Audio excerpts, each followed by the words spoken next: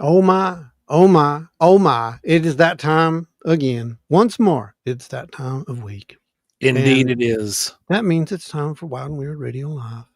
And that means it's time for me and Joe over there to gather here around our virtual campfire and tell you tales of the wild and weird. No, actually, it means that it is time for us to look at multiple things that are in the news.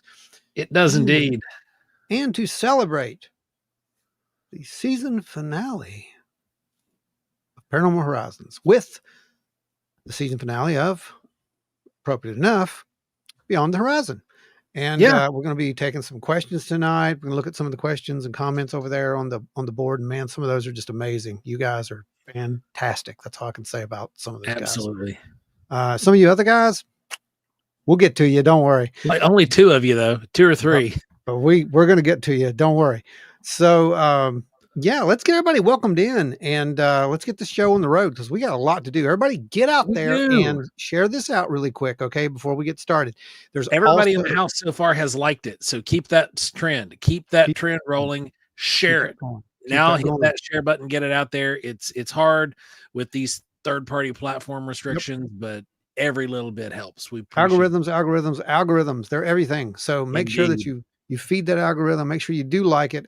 I am going to start our goal. The goal tonight is going to be for, of course, the meeting.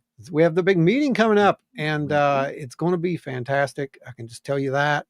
But this is for prizes. Over a month out. Yeah, and this is for the prizes for that meeting and to make sure that everything goes well there.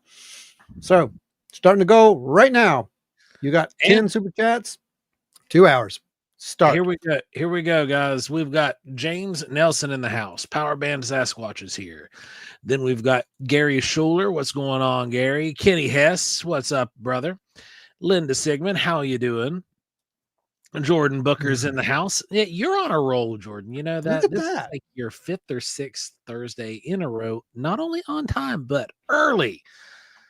Man, some of you veterans could learn from that. Right? Right? Terry McCullough is in the house. What's going on? We've got JB hanging out. How you doing out there, JB? Dances with Orbs. Lisa, we love you. How you doing? Hello. Ada Cox is in the house. How you doing? The owls. She brought the owls. Always. That's always the owls. Always the owls. Indescribable Octoman. Happy birthday, by the way, brother. Happy birthday. And hope you had a good one, my friend. Then we got LW Marshall. What's up, brother? It's Thursday.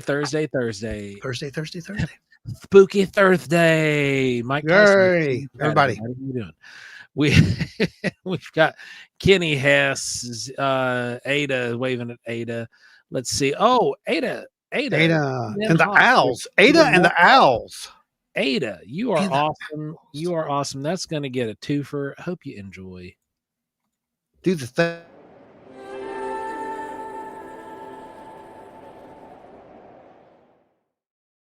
And you can't have the Sky Daddy without the Sky Dog.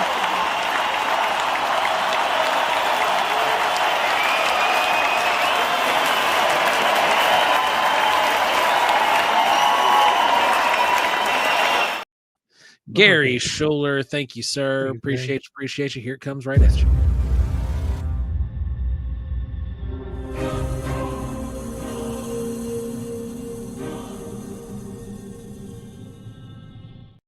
That was a class 7 if I ever seen one. It rigged, right? Oz in the Woods is here. Don Sager's here while I can. Hey, we appreciate you while you're here, brother.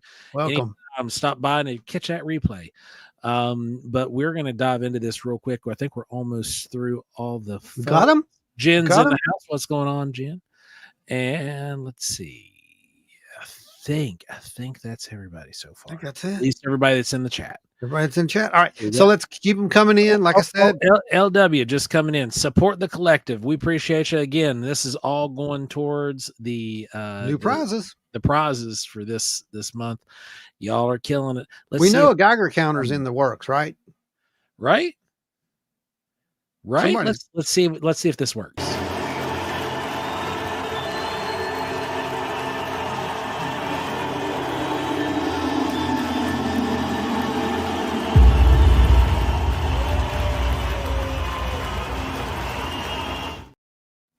That's another birthday coming up in the house, guys. Send out some birthday love to old Adam Good.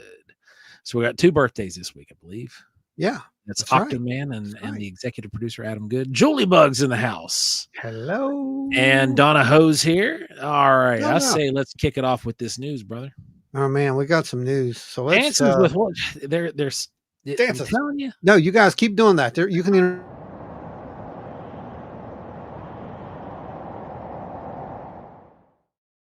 You can interrupt us at any time during the show with those super stickers and super chats. That's what keeps the thing going. And it's also what's going to keep the meetings going. So you just go right ahead and do that.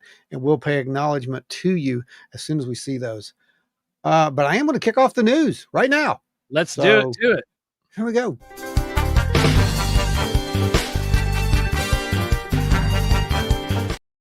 Close enough. Anyway. So here's the deal. We have some weird stuff in the news that's going around right now.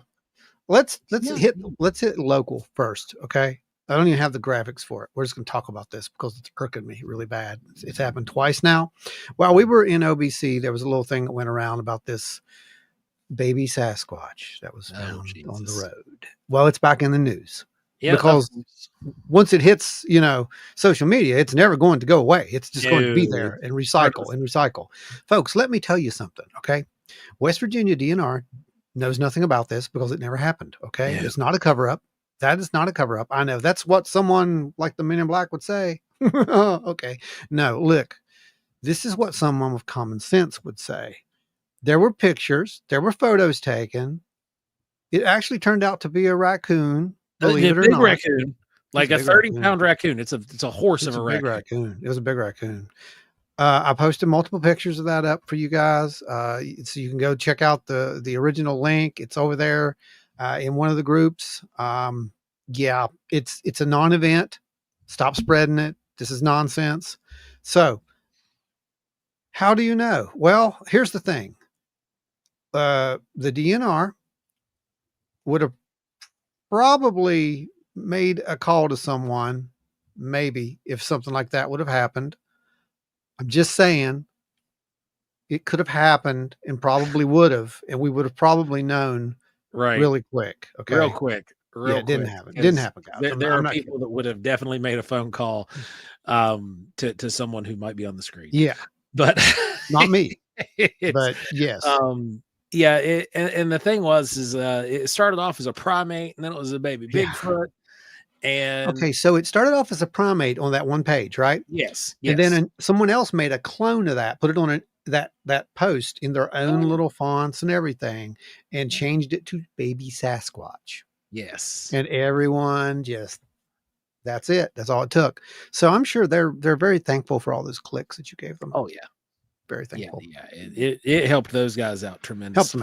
Helped them out tremendously. And it hurt the overall cause tremendously. Oh, it hurt big time because the original group who were over there talking about it, they decided that they were going to make fun of it. And so every single time that you guys shared it and made them famous, you were actually just demeaning the study, the seriousness that actually that needs to be put into this. Yeah, it was just being demeaned and made a laughing stock of. Same thing they did with, UFOs for years. Yeah. So, all right. Yeah, rocket. That's it. That's what it was. Out of the local news. Out of the local news into something else that's getting shared around that is absolutely ludicrous. Anybody seen this little fella? Scientists in Colombia released an X-ray image of a mysterious metallic orb recovered in March near the town of Buga. No, they didn't. The Oh, this object story. allegedly was seen zigzagging through the skies. Well, I'm telling you this, it's the wrong shape. So no, they didn't.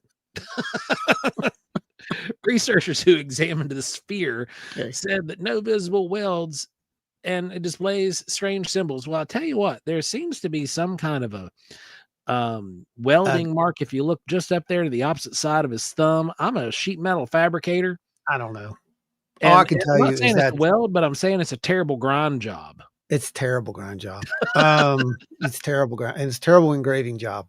So, Yep. what I'm going to say about this is, I've saw the video that allegedly has this thing flying, and then this guy goes over and he picks it up. You know, the whole thing, right? I think Vetted actually did a good story on that back when it broke, but now it's in the news because this You know, right here. This is why it's in the news. I'm going to zoom in right here, and Joe's going to read this, and you're going to hear some names that sound familiar. a mysterious silver sphere filmed landing in Columbian Field earlier this year has been unveiled by researchers who suggest that the odd object could be otherworldly.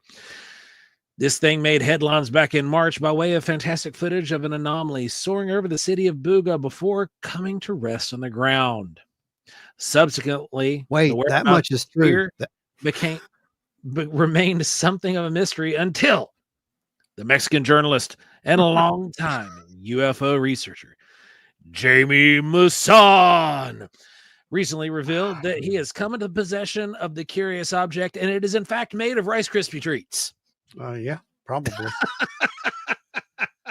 Yeah, He also Mousin. has radiologist Dr. Jose Luis Velasquez, who's also little. Do you guys know another South American UFO guy? He also took this in, and he's the one that conducted the experiments. So let's just put these two together. Maussan, that's really the only thing you need to say, and conspiracy. Ta-da! Well, Mousin is notorious for this kind of thing of giving the community a black eye, of splitting the community down the middle with, you know, half truths, fake information, outright hoaxes. It is what it is. Whether he perpetuates them himself, I'm not saying that. I'm saying that he runs with them. He does. He runs with them. And if they turn out to be not truths or half truths, then who cares? It doesn't matter. It doesn't matter because it gets eyes on it, and some people think that that's acceptable, but it's not. It's not acceptable. It's not acceptable at all. It hurts It's serious not, research because it it does. hurts things like what we're doing out in the field, because it gives ammunition to all the people who just think that it's ridiculous. Yeah. You know, it fuels their cannons to fire at us and other people like us. Oh, and it works. It works very well. So everything that, you know, they do when they do it, they are they're playing right into someone's agenda, in my opinion. That's what they're doing. Oh yeah, yeah. People grift hard. That is the truth. Yeah, Maussan man. is one of the biggest. You know, back in the day, this seems to be a trend. Okay, this goes through cryptid research, Bigfoot research, UFO research. Anybody who has ever stepped foot into the limelight, if they've never been in any sort of position of authority or any kind of leadership roles in their life prior to that, generally, once they fall out of that role, because unfortunately in this community, when you're on TV and you're out in the news, you do get looked at as kind of like a public figure / leader in the field, right? But some of these folks, once they fade out, they have to have something else to get back in because their psyche cannot handle not being at the center of attention. Yeah, it's true. So they grab a hold of something and they run with it. This goes for every field of research, especially in the paranormal side of things. Oh, So he is just one of those guys, and it sucks. And a lot of these guys who are true grifters, that's what they're doing. Once upon a time, they were significant. Once upon a time, they were doing a good work, and then something happened, and that something wasn't anything really negative. It's just that the woes of research happened to that individual, and they hit a dry spell where they weren't recovering any kind of new data. So they fell out of the lexicon, and they were no longer relevant in their own minds. So they had to do something to get back into that limelight.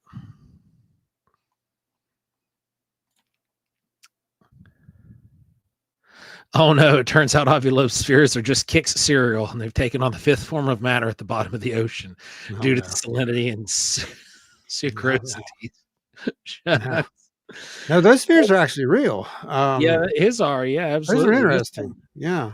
You know, in that last picture, real quick, this is just coming from a metal fabricator. Okay, this is to take this 2 cents for what it is. Okay, I want to know why that cut mark's right in the dead center. Did they try to slice it open? Is that part of in that one photograph?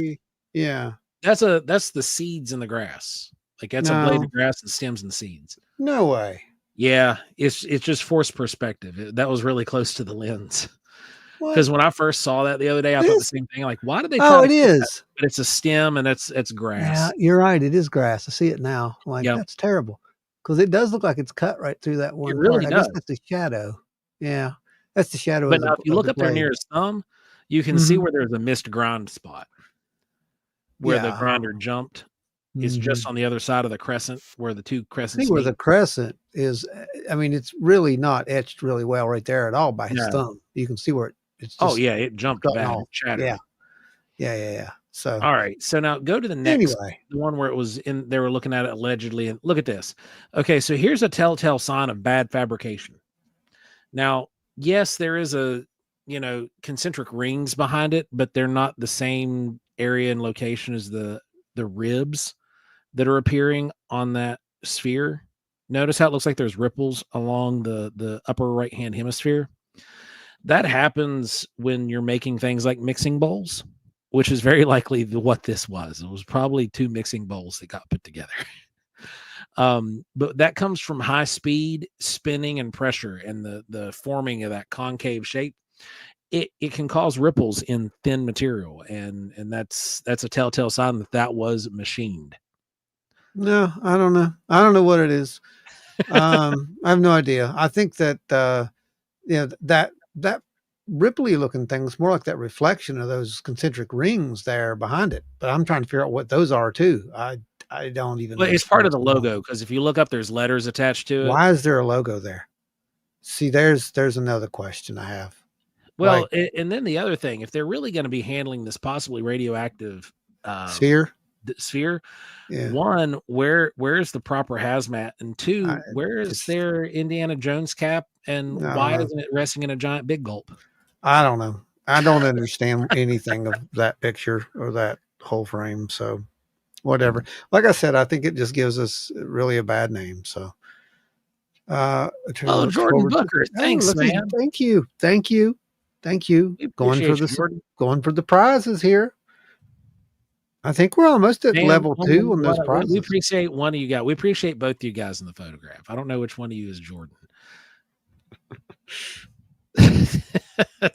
I mean, the last girl that I knew named Jordan had a U in it, so I'm just assuming it's the guy. Send it. I don't know, but here we go.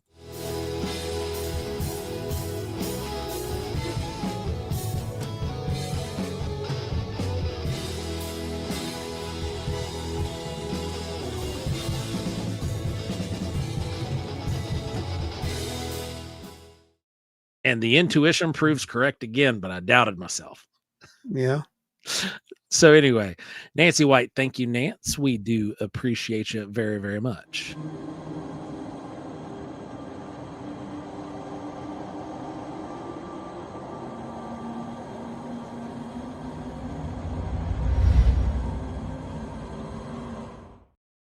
Kenny Hess, appreciate you, brother.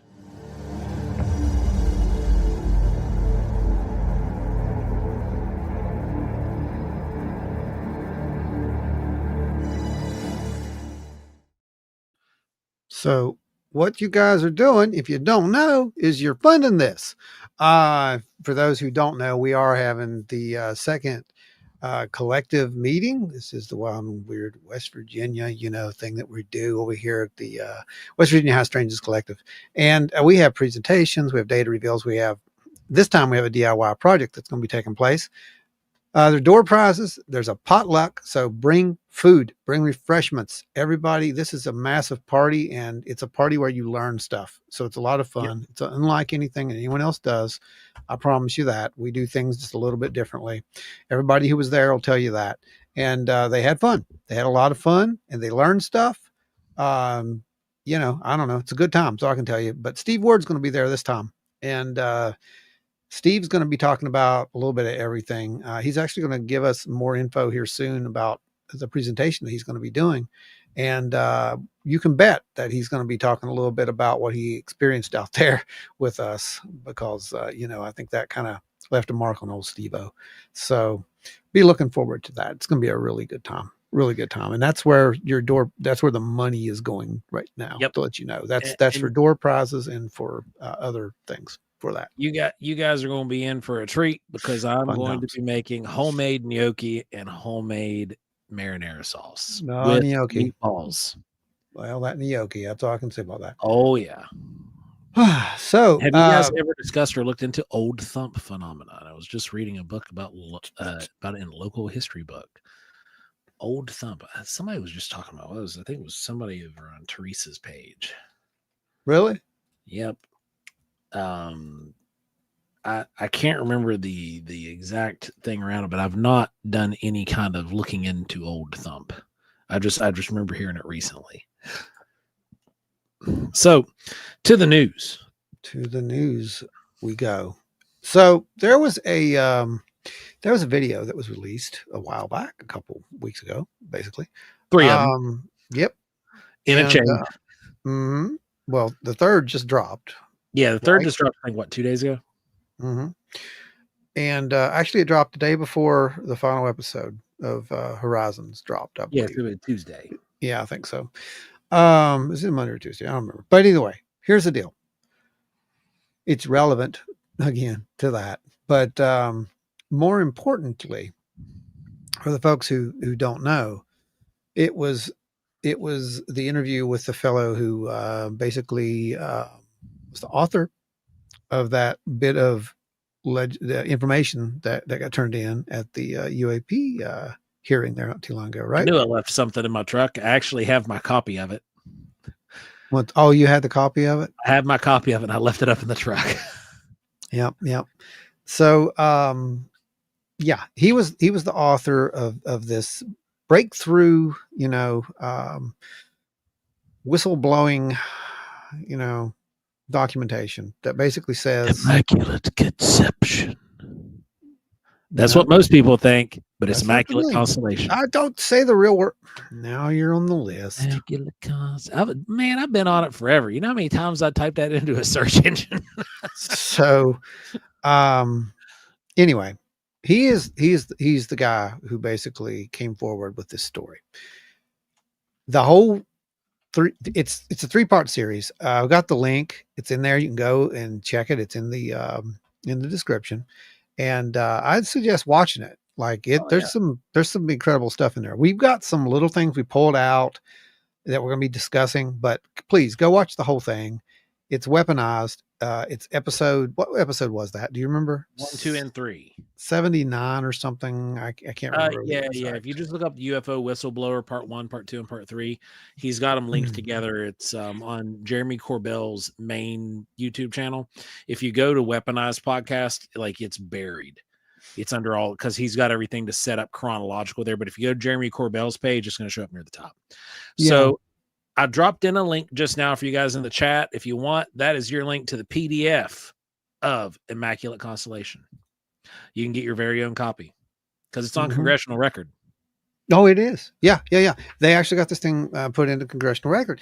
And what's crazy about it is it alleges that you watched it. You watched the whole thing, right? Because it gets good in the end. It gets really good on Part 3. I won't spoil it for anybody, but well, actually we will. We're going to spoil it a little bit, but not a whole lot, because you still need to go watch it. If this spurs you on to go watch it and learn more, awesome. But it's weird because, again, it kind of tracks with some of the stuff that we were saying as well. Oh, we're all on the list. There you go, Octo. Yeah. Exactly. So let's kick this thing off. This is this is part where we're going to start it. So this is part of episode number 3 is where this is at. Um, among other things, he basically calls out Sean Kirkpatrick. I did not put that in here. I'll Gosh, it was leave you beautiful. to go It listen was to that for yourself. Absolutely amazing. You watch his body language, okay? Because that's what we're going to be doing. We're going to be looking at this. We're going to be looking at his body language, and we're going to be listening to what he says and what he doesn't say and how he says it. This is interesting, and I think it's very important, is what I think. So let's kick it off. I think the U.S. military might be allowed to use some of this technology in the national defense, but I don't think they ultimately have control over it. Episode number 76. I was wrong. They don't have control over it, but they're allowed to use it. Now, we've theorized, and not only us, this has been a theory forever, and I think Valet probably propagated it, was the gifting, right? Yeah. That they allow us to have some of this stuff, that they give us a little bit here and there. What would be the reason for that? That's the question. It's very strange because you can go so many different avenues with Yeah. an answer for that question. Yeah. You can go from, well, there is a culture that is trying to advance ours. Mm-hmm. You could go with we are just pawns in the middle of a war and we're being given the tools to potentially be an ally. Without breaking some rule, you mean? Yeah, without breaking some kind of a rule. If we learn how to use it and then Treaty. get on the radar and realize real quick who the bad guys are, Right. then suddenly we're an asset. Right. The other option is that it's just a game. Yeah. Let's see how long it takes them to blow themselves up. We saw what they did with sticks. Let's see what they do with these. Yeah, well, I could go with any of those. Here's the other part. You asked about, is there any reason it should be kept secret and whatnot? So you have thoughts about big picture stuff, who they are. Is it more than one they? Is it us from the future, ETs, interdimensionals? Do you think there's anybody in government who knows? And if they do know, is there any reason why this should stay secret? Or at least some of it should stay secret. The public cannot handle. No. see, no. So think about some of these answers first of all, and then think about how they relate to what all he eventually kind of paints this picture of, because it's a very different picture, isn't it? It's not everything that we've been hearing. Let's just say that. Basically, there's no need to keep it secret. He didn't really go into the other part of that. He just kind of ignored the whole first part of that question. Right. Well, and if you pay George attention, comes it does back look like later he on. edited it out. Well, George comes back later on, and they get it, but he kind of just went right through that. So did they edit it out? I don't know, but there's a few breaks in here where you can tell that there were edits that were made in post where certain parts of it were deemed not ready to come out yet. Yep, that's true. Because they recorded this a while back. This wasn't something that they recorded and immediately released. This was very carefully distributed. They made sure to dot all the I's and cross all the T's, to do everything the right way and to do it in a manner that was respectful to the whistleblower and to the content. Well, let's be real. This guy he's putting himself on the line here. Okay. I mean, this is a big deal. Even he himself says, this is punishable by death. Like, this is treason. High treason is kind of how they're looking at it, if that's the case. I don't know. That's just kind of how they painted the picture for this thing, that you could actually be, not just put onto a list for saying those words, that you could literally lose your life for saying those words. Like, we're talking serious Men in Black stuff here. But real, I don't know. But either way, I would be kind of leery of of going and doing what this guy did. So hats Oh, off yeah. to him. He's brave. He's pretty brave. I'll give him that. Let's see. Was that the public part? Here's what he says about that, by the way. The only reason for secrecy is fear and greed. And that is the paradigm that we must confront and overcome. As for the public and what their reaction might be to this information, good, bad, indifference, I think we already have our answer. It's going to be indifference. Unless the stakes are made clear. Those are big words. Think about how he said it. That pause that he put right there, unless the He had to think of how to phrase it. stakes are made clear. What is he getting at? What are the stakes? How do you break the cycle? Because that's literally what he's saying. They're indifferent. And he's right. He's right. They literally had on the front line of some of the biggest newspapers out there, UFOs are real. No one cares. No one cares. Kenny says, as a 1959 model and seeing how far and fast technology has evolved, I'd say we're maybe living in the reverse engineering era. Oh, for sure. Yeah, absolutely. For sure. I'm sure of it.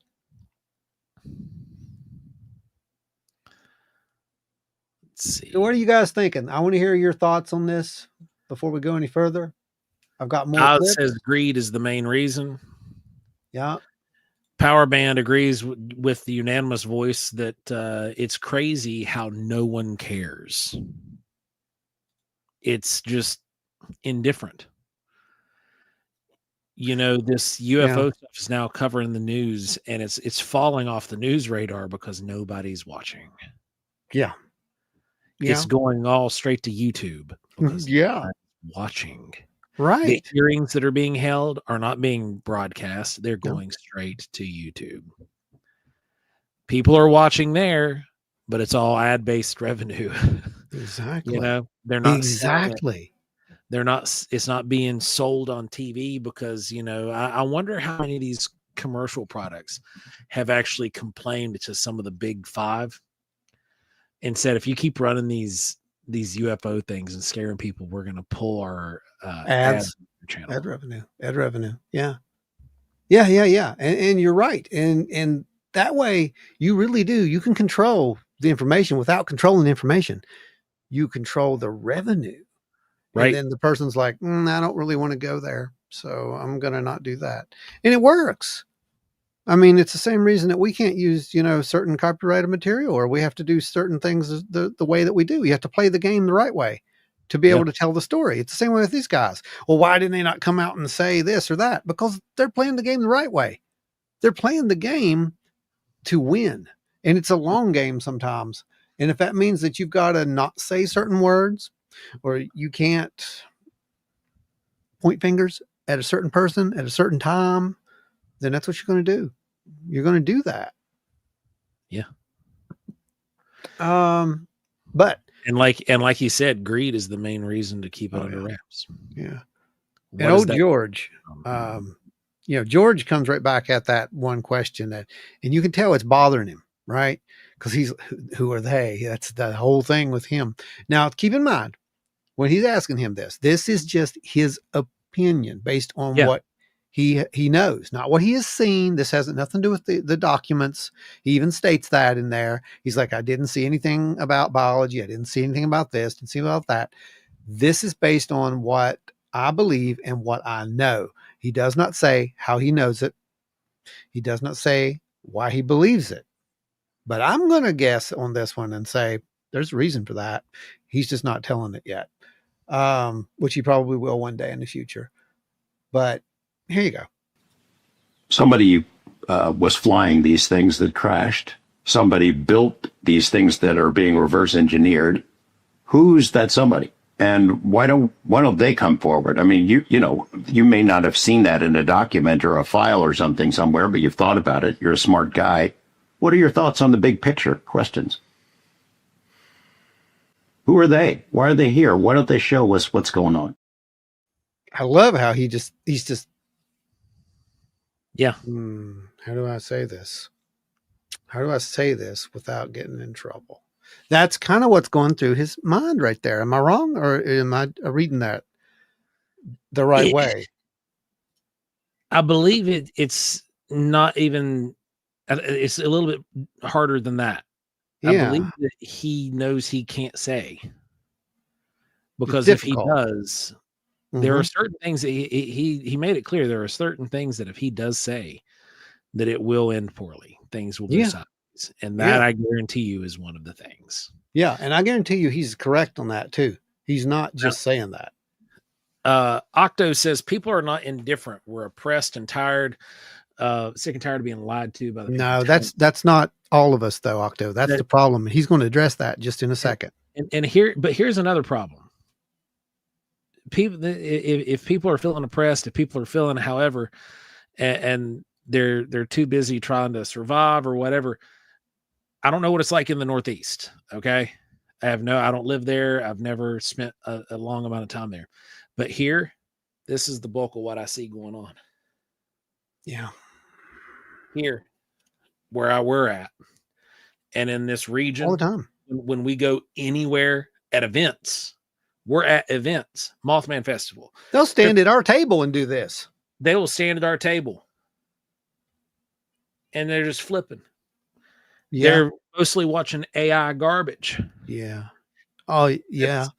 No, that's for real. That's an It's actual representation of what happens. It's indifference. To me, that's indifference. They don't care. They're too self-absorbed in what's right here in their magic mirror. Yep.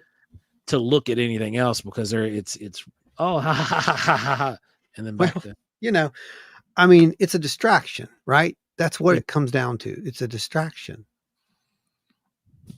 Now, who's doing it and why? That's the real question. But anyway, back to that answer that he comes to. You think we would see them if they didn't let us see them?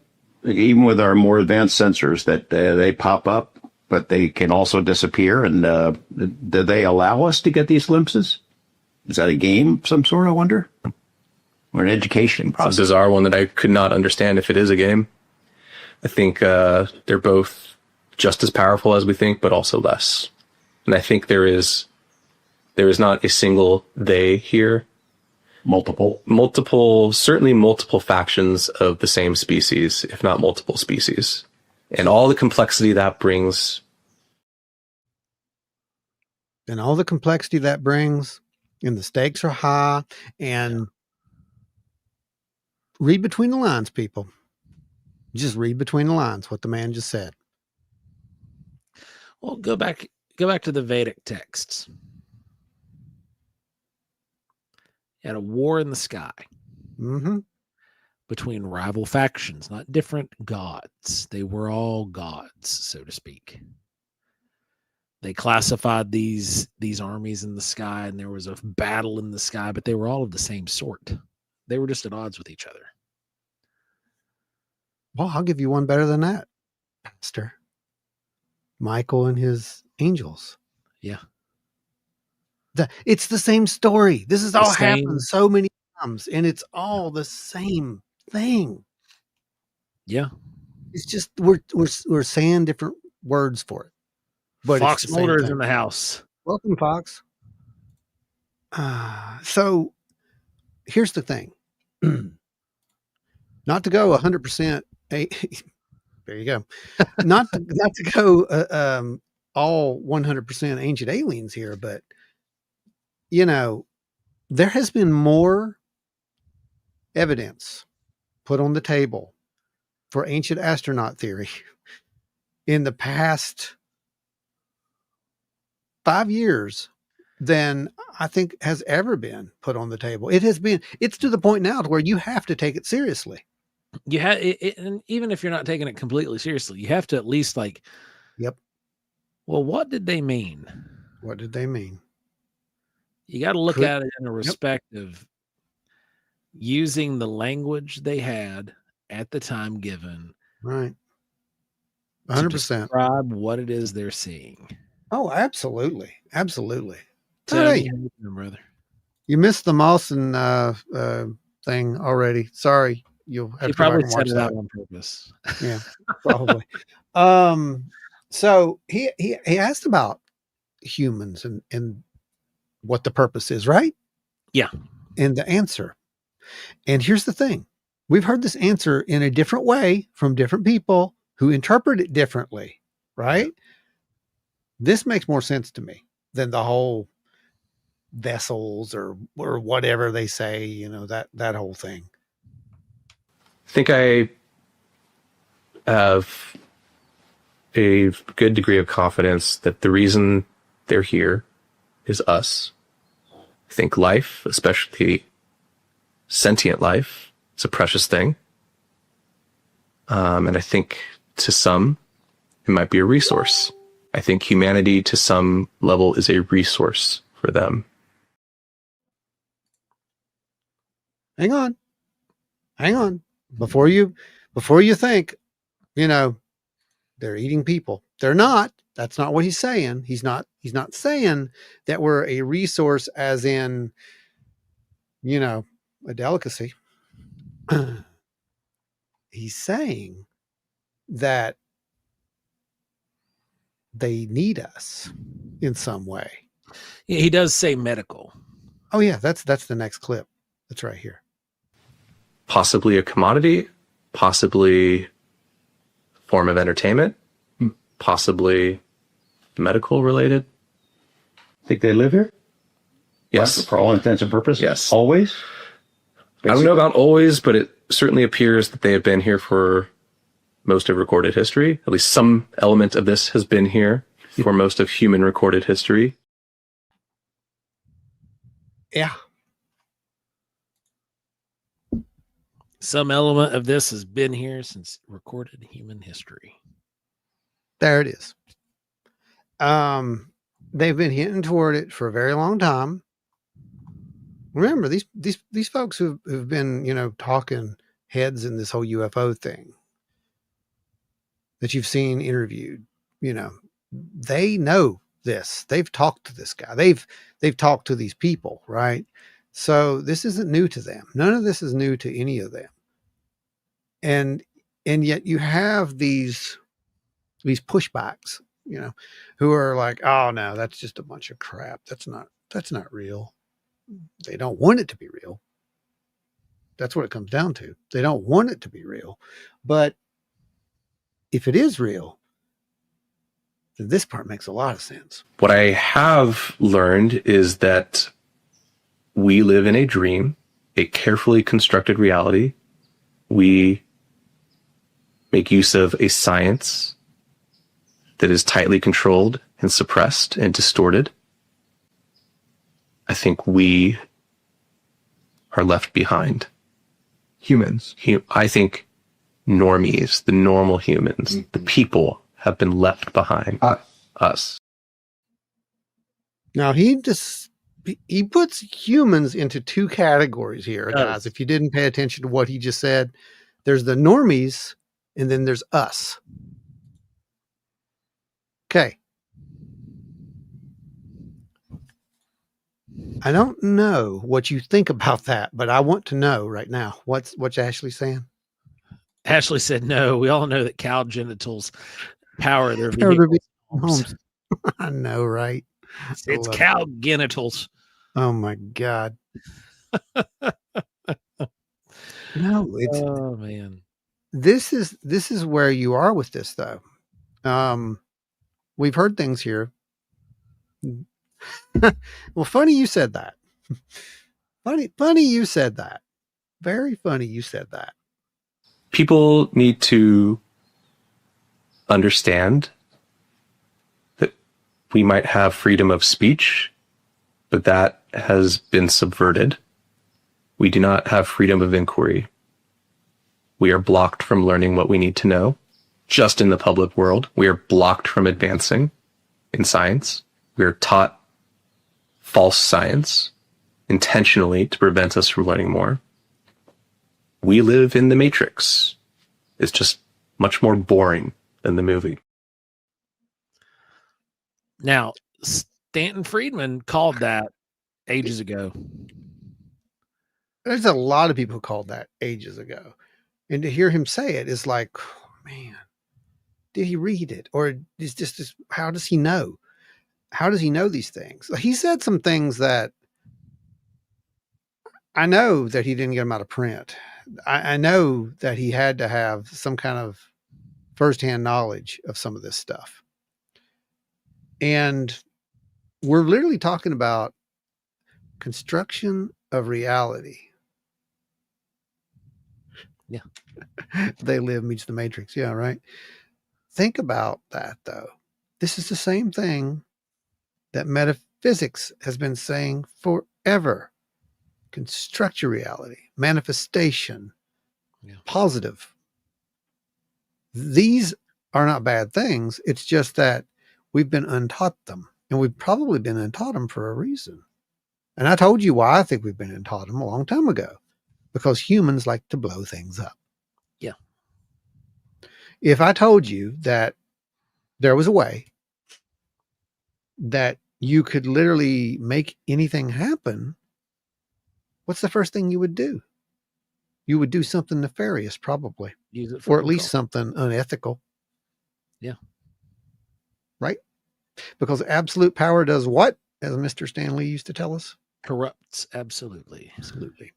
Yeah, it does. So that, I think, is one of the issues with this. I think that you're dealing with something that is absolutely mind-blowingly more complex and more powerful. Now, what got me about this one, Joe, is how he ends this whole interview. Right at the end. The final word. And I'm going to play it, and I want your thought on why this ended the way it did. Because this is not mentioned anywhere in the whole 3-part series. Nowhere. You are not free. And this reality has far more to it than you have been allowed to believe. And God is real.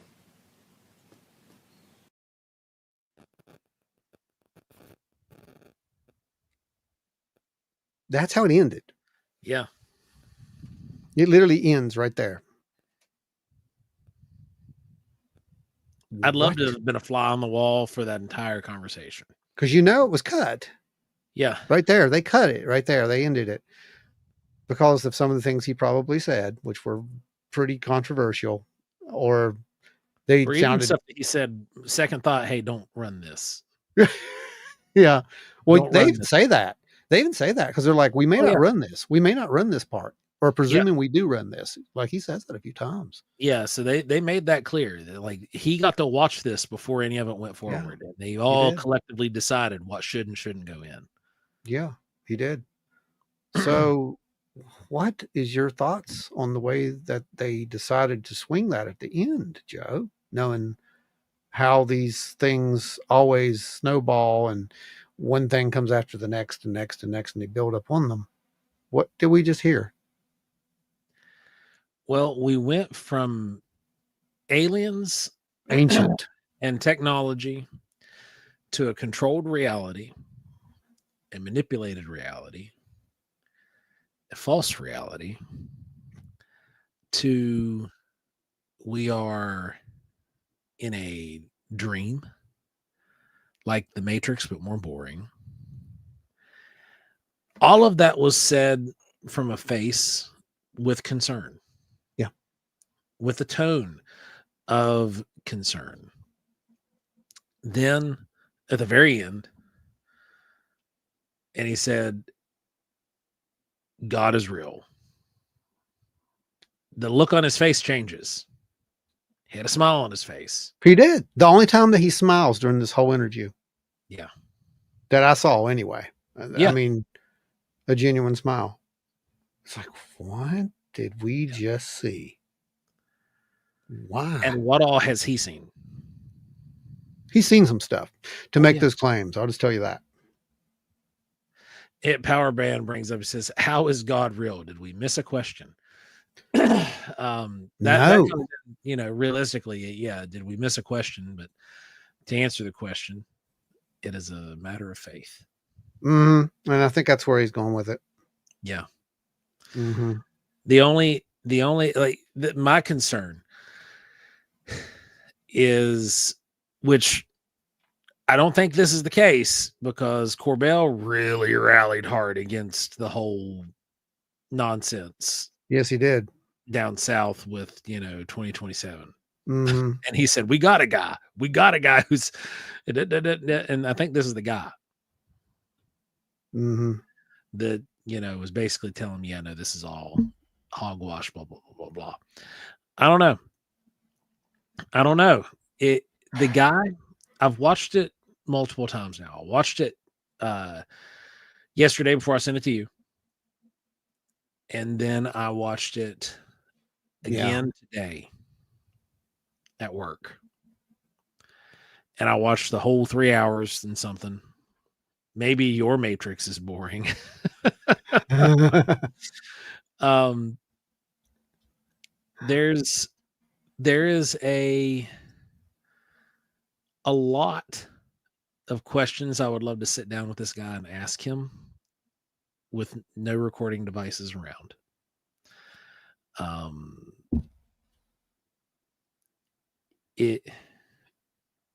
Donna says God is real, but it's not what churches and religion teach you to believe what God is. Just my I think opinion. that's what he was saying. Yeah. But it seemed as if it was coming off as a benevolent kind of thing. Mm-hmm. Yeah. It's interesting. I'd like to pick this guy's brain myself. I'm really hoping we hear more from him at some point, to where he actually comes forward and says, look, this is why I know it, or this is why I think that. Like, I know we don't need more books from people telling stuff, right? But we do in this case. He kind of sort of does that in the first part of the episode. He tells about how he came across the stuff. He tells about how he stumbled into it and what he saw, a little bit of what he saw, and go into full beans. But he says, I wasn't interested in that at the time. Yeah. See, that's the disclaimer. I wasn't interested in it at the time. And we know that there's several researchers. Mm-hmm. There are several of these researchers who started researching this and started having experiences. Jay Stratton, I believe, was one of those people, if I remember correctly. Mm-hmm. Yeah. I was Mr. Bigfoot. I know. My focus has changed. I know. This happens to everyone who follows that rabbit. That's the whole thing. There's something. It went from a subtle interest that I'd had since childhood to now, my first thought is anytime somebody says, oh yeah, we're going out to them, I'm like, hey, that's really good dark sky territory. I'd love to get a camera or two out there. Linda says, so our reality is a matrix. This matrix includes everyone worldwide. What an incredible manipulation, but perhaps we are the chosen ones. Or perhaps it's more complicated than we can possibly ever even imagine. Yeah. What's that guy's name? The guy's name is... Yeah, what's his name? 1 second. I'll get it for you.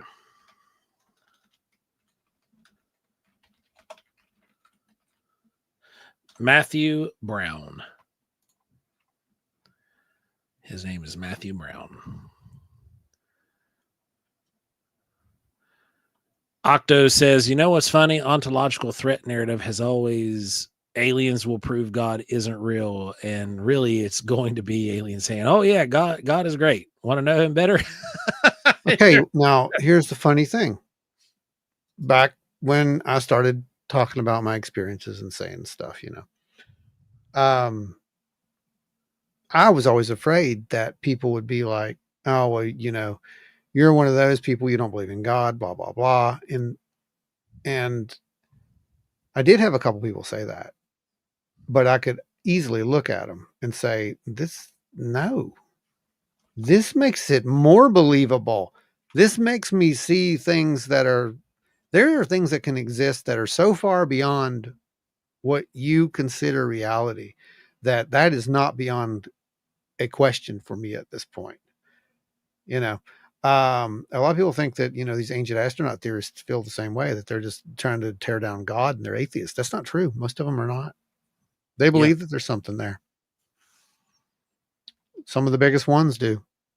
Yep. 2 of the biggest ones do. And you go to their lectures, you'll hear them tell it. Right.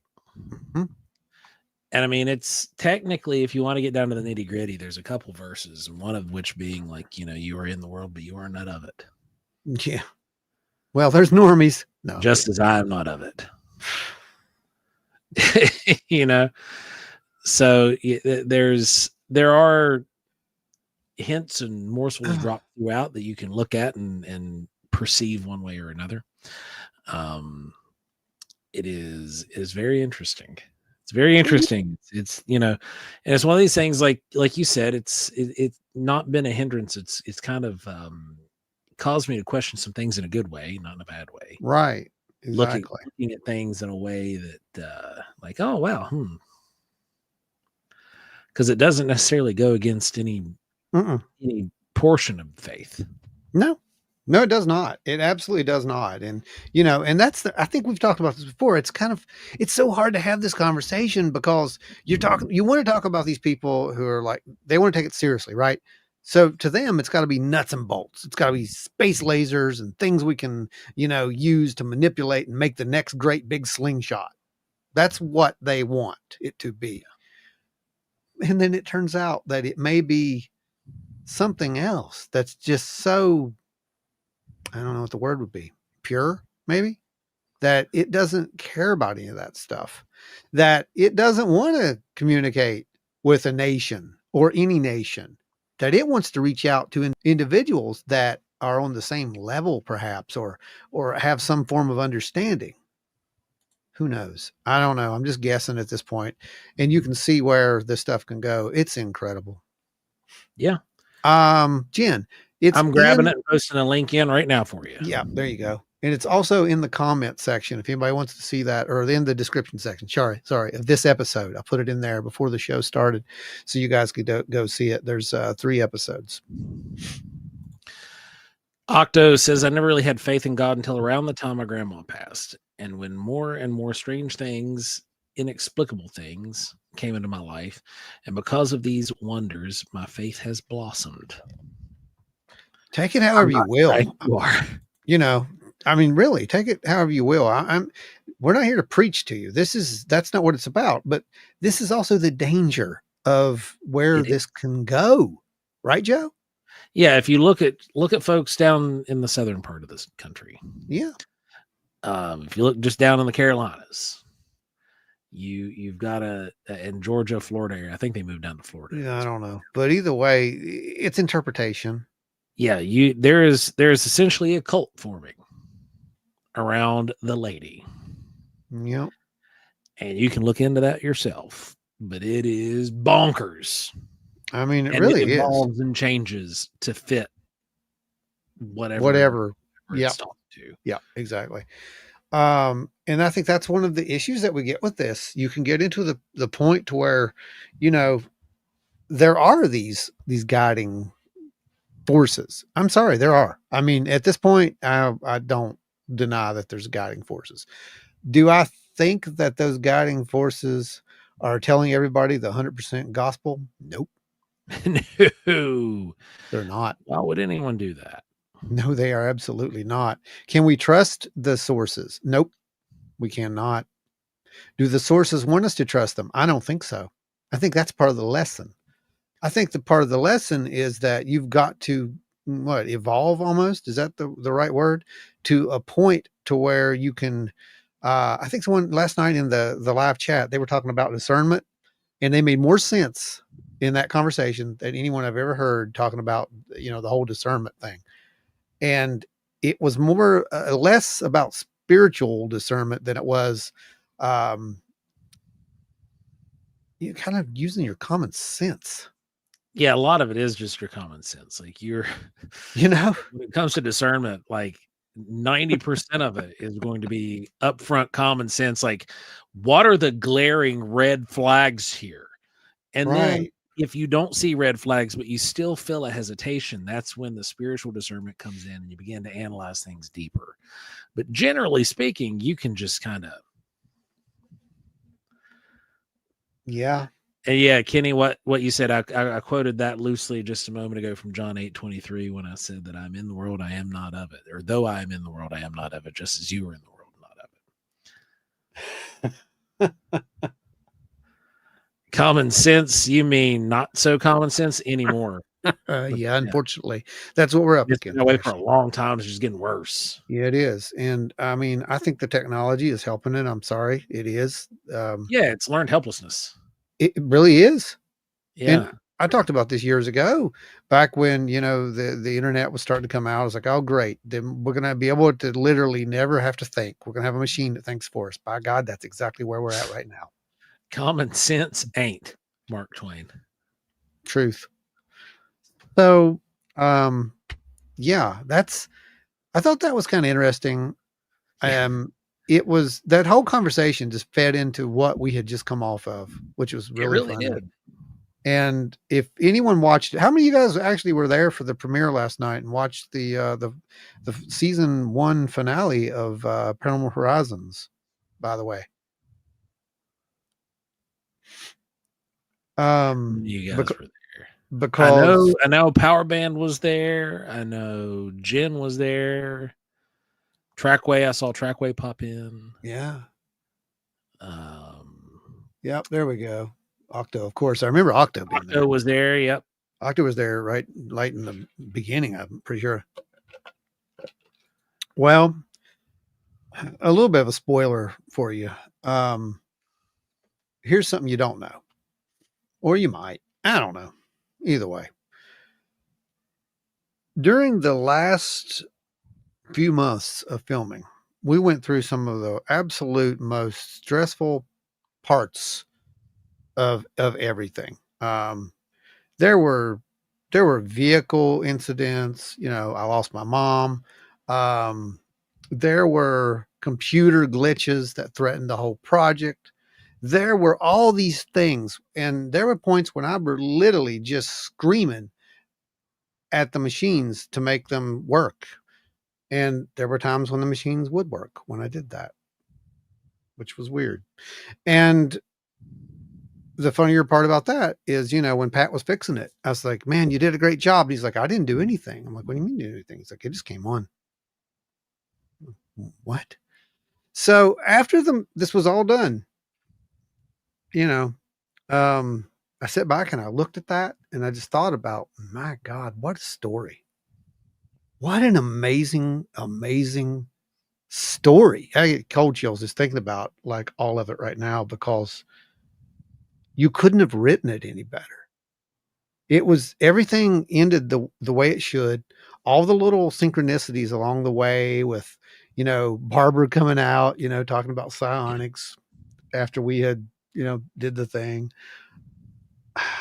The egg, the orbs, all of it. And it just blows my mind to sit back and think about all that. And it's like, this would never have happened. Never would have it. And if it did happen, what are the chances of it happening on this particular time in space where all this stuff is happening right on this particular timeline? And that's why at the end, you hear me say something like, I think that we did it because we're supposed to. I know that sounds hokey. It sounds completely hokey. It sounds, you're creating a cult now. No, I'm not. I'm not trying to create a cult. I don't really care what you believe. If I was a cult leader, I'd be like, believe me. No, don't believe me. Believe yourself. Believe the data. Follow the data. That's what we did. We followed the data. It didn't matter what we believed. And that data said, you were over here, yet something wanted you over here multiple times. It got to the point to where the something stopped being almost like aggressive, right? In the beginning, sort of, wouldn't you say? Like more aggressive. And then it became just playful. Like to me, it always seemed more playful. I don't mean like aggressive as in I'm going to get you. I mean, like it was kind of forceful. Like, look, I'm right here. Look, you're over here looking for this. Well, look, I'm over here. That happened a few times. Out there looking for A, and B would show up. Right. But then it started kind of showing up when we went out to look for B. B's like, oh, hey guys, over here. Yeah. Oh, wait, you can see me. I'm going to change the game. I want to see how smart you really are. Okay, so we'll look at you for, one second generation night vision. Okay, you're there. I can see you still. Now can you? Got third generation. All right, I'm going to show you a show now then. We had to keep evolving. We had to keep evolving. Changing the gear. There it is, right there. What you just said. We had to keep evolving. Yeah. I think that's the message of this whole crazy thing, dude. I think Our tactics evolved the entire process. We started off like, okay, well, we're limited. And for the first time ever, we had the ability to be able to be like, okay, well, where are we limited at? We're limited in this side of the technology. Let's get it. And we got it. And we were limited in this aspect. So we were like, all right, well, let's resolve that. So we fixed it. And we were, for the first time in our research career, we were able to go tit for tat with the phenomena to keep up. And it pressed it. Yep. and it went from, like you said, looking at a subject A context, looking for something, because we were told we needed to make a couple Bigfoot episodes. That was part of the contract. And then go out there and show them what you do. Yeah. And we're like, well, it's going to get weird. Yep. And that's what we did. We went out there. We started off. We made the few Bigfoot episodes, and halfway through one of the Bigfoot episodes, all of a sudden we get ghost whippoorwills. We knew something was going to happen. Yeah. It just seemed like it was going to go that way. Right from day one, Joe. We walked out there, and there's doing. We're and that was straight up subject A, though. Straight up. But we're talking. Well, it's straight up subject A as far as the physical, but it happens almost on the exact same day, like years apart, in the exact same location. What is 4 years apart in the exact same location almost to the day. Almost to the day. And we get this just reverberating. And here's what's crazy. It's crazy. Here's we're going to go ahead and just do this real quick. Pow. What do you got? No, beyond. So we're going to do that real quick. And here's the crazy part. Okay. We went out there on day one, and we were like, we're going to chase this thing. We're going to go do this thing. We're out there, we're filming. We just, the guests that we had filmed left. As soon as they leave, we're at number 9 there, Oz. Thank you. Number 9, Oz. Right here with Oz. Multiple. Awesome. Appreciate you. Here it comes.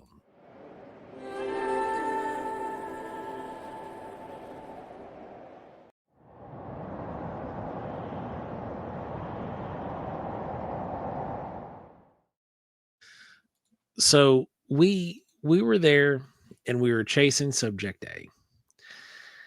And we knew what we needed to do. We knew what we were trying to investigate. And all of a sudden it comes to us. Right? Yeah. That became the theme of the entire series. Yeah. Whatever we were out there looking for came to us. Every episode. It literally pushed the episodes. That's fact. It pushed the episodes. There were times when we're like, I don't know what we're going to do. I don't know what we're going to do.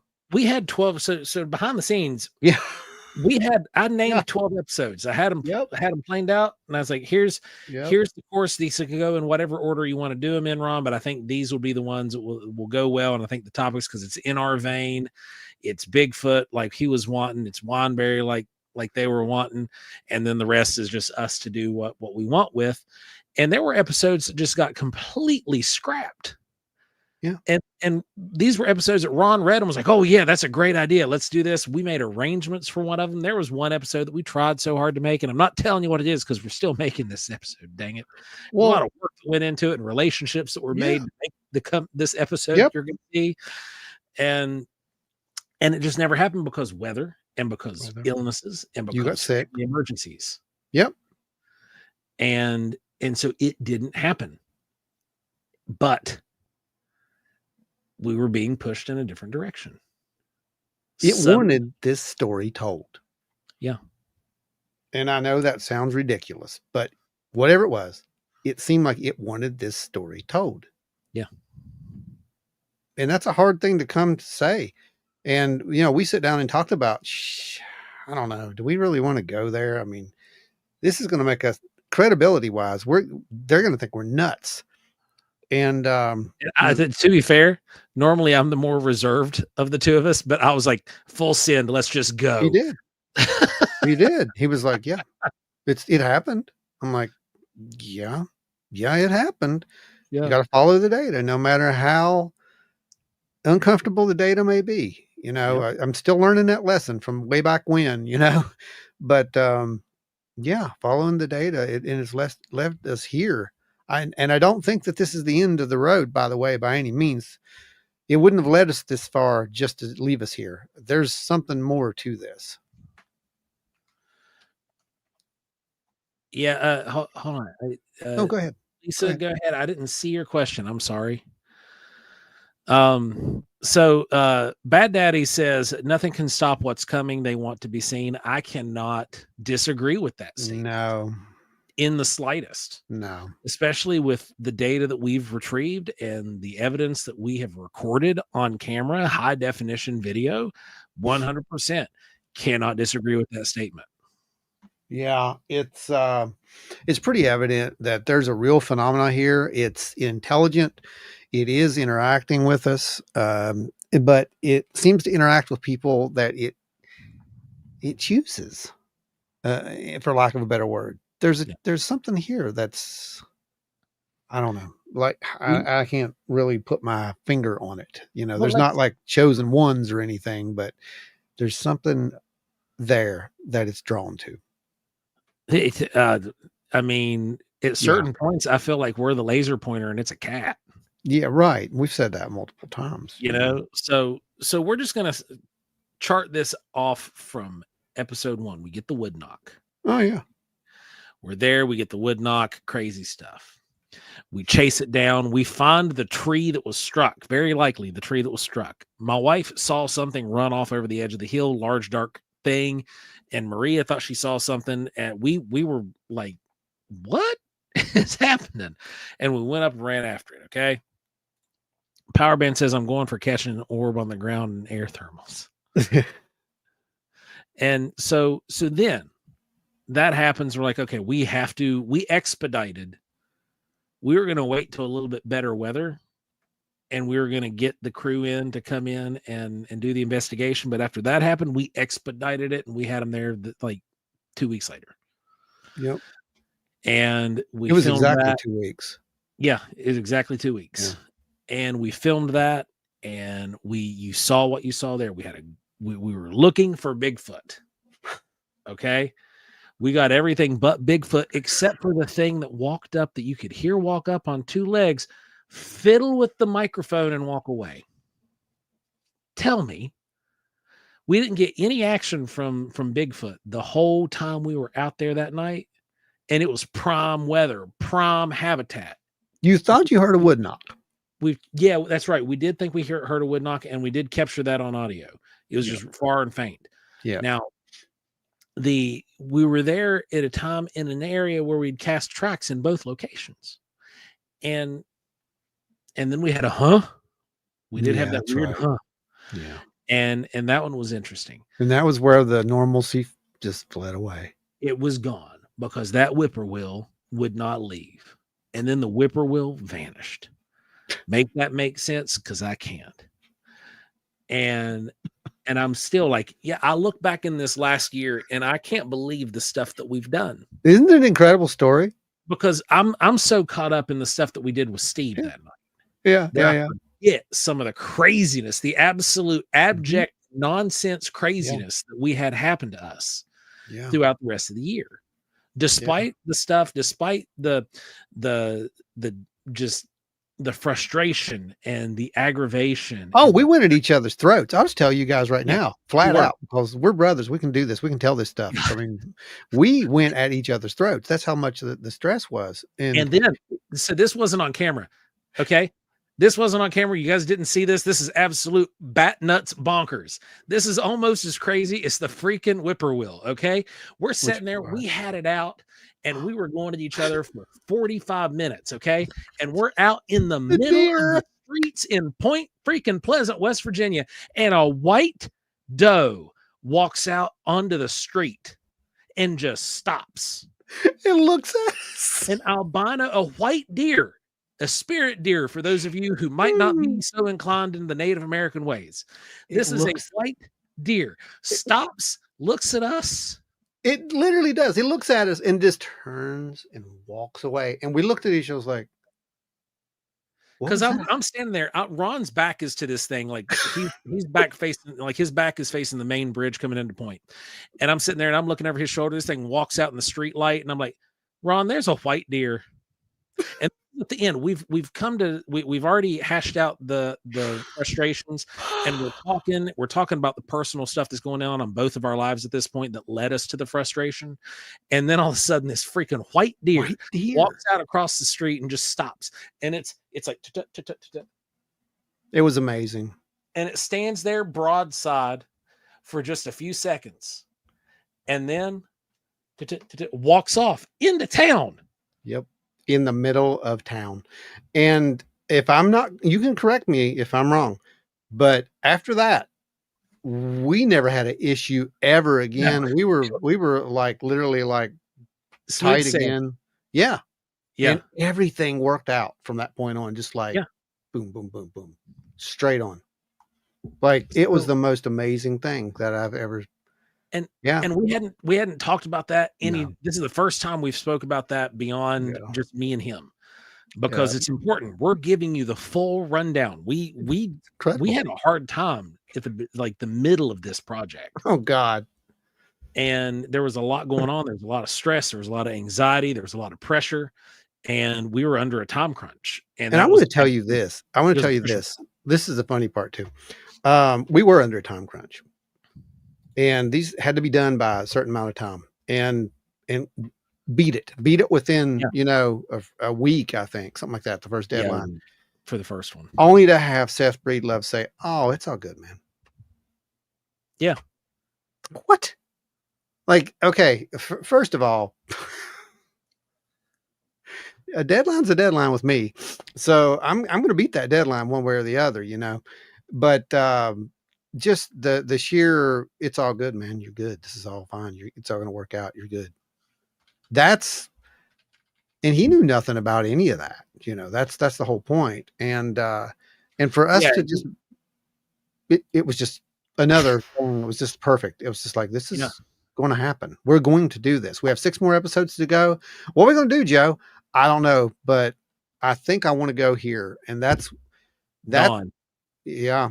After we got back from OBC, we wanted to go to Dawn's, and we wanted to tell her story, because we felt, honestly, I think we felt that story needed to be told, because when we first got that, we really thought that this was just misidentification of, air traffic. Because when she gave us her original map, like her footprint on where she lived, she didn't tell us exactly where she lived. She kept the actual location like private. So the marker that I had was where she had her first sighting, which wasn't at home. It was down the street, or it was the first sighting she reported to us. It was down the street. So that's what I had. That area was a few miles away, and that was closer to a military installation. Right. And it was in the flight pattern of a military installation that I'd worked at in the past. And suddenly now we're there at the house, and I bring it up on Google Earth and where we're at exactly. And I'm like, dude, the flight pattern isn't anywhere near here. These aren't military planes that she's seeing. Like, we ruled it out on the site. It was really fun because you got to see that. We ruled it out on camera too, because we filmed it in chronological order. Pat, it was there to remind you what really mattered. Yeah. It absolutely was, Pat. It really was. And to me, I mean, again, look, for you folks who don't know, I'm pretty religious, just not in the way that you may think, but I do believe there's a God. And I do believe that, things happen because of this force that pushes things like that. Okay. Uses things like deer to make you stop and say, what, because sometimes you got to do that. Sometimes you got to smack them and make them come back to reality and be like, wait a minute, there's something bigger going on here. And yeah, I think that was it. The things that really mattered. And Yep. that's what it was. You're right. And Go ahead. And so then we went, like I said, we were at Dawn's, and then this is applicable. This is where Lisa's question, I think, most directly applies. Couldn't get my original post. Wait. There. Oh, well, white animals in Shawnee lore were major harbors of change and destiny, which that happens to be both mine and Ron's family. Pretty much. Yep. Okay, go ahead. Sorry about that. No, I didn't see that. I'm glad you grabbed it. Yeah, I was just going back and pulling them. Now, Lisa says, I couldn't get my original post, so here's a revamp. Same concept. When you were out in the field and you get a response, how many times have you thought, oh crap, I'm about to get abducted? Twice. Okay, so that happened twice that I know of, but there might have been 3. But yeah, that really did happen a couple of times. Dawn's when we were being led by the nose. Yep. I was like, we are going to get taken. Mm-hmm. What's going to happen? Yeah. And then the other time was there was Steve. Well, that particular, you even scream out, call the timeout at regular intervals at one point. Yeah. Because I'm like, something's wrong. This is there's It's too many right. that are happening. Yeah. They're happening in a set pattern, and something is brewing right here. So call the timeout at regular intervals. And we even talked about this too. That was our next thing we were getting, and we haven't got it yet. But we're going to get the clock for the cases, so that we have a documentation of the time right there with the cameras all the time.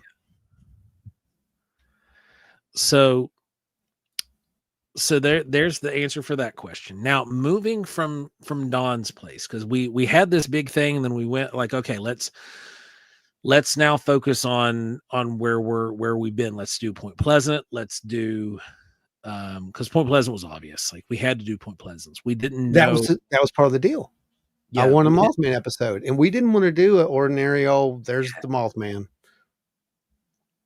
So we went down and this one, maybe they've been taking you for years. I don't know what to say or how to feel about that one. Just stay tuned. That's all I can say about that. That's a story. That's a story for another day, another time. Yeah. So we go and we do the thing at Dawn's, and Larry just happens to live nearby, and Larry has had one of his orb experiences nearby. So he was like, oh, heck yeah, I'm coming. So we're like, all right, sweet, let's do it. So Larry came out with this, and we were able to get what we got with Dawn. And like Ron was saying earlier, we thought a lot of it was going to be able to be ruled out until all of a sudden we started getting the exact same stuff. Yeah, the exact same stuff. We went up there to tell a story, to document what she had. We knew she had some photos. We knew she had some, some videos, and we were going to show that, and we were going to talk about them. And if it came down to it, we were going to explain it away. That's part of what we do. So you guys who sit around and say, oh, it's a drone, or oh, it's a moth, understand this. If it was, you wouldn't have seen it. Yeah. This stuff has already been vetted, and not just by us. We vetted out with other researchers. And I'm happy to say that we have met so many incredible researchers along the way now that I am very confident that anything that you see that ever goes up on this channel or anything associated with us will not be explainable. Yeah. At least it won't be explainable easily. Yeah, exactly. There's been a couple things we've had to take a second look at after the fact, where people brought up some things, and then the further we dive into it, we find out either they were this could be a not thing, but then there's been other times where it's just bolstered even harder. Like, no, that's actually nowhere near. this is something completely different. Yeah.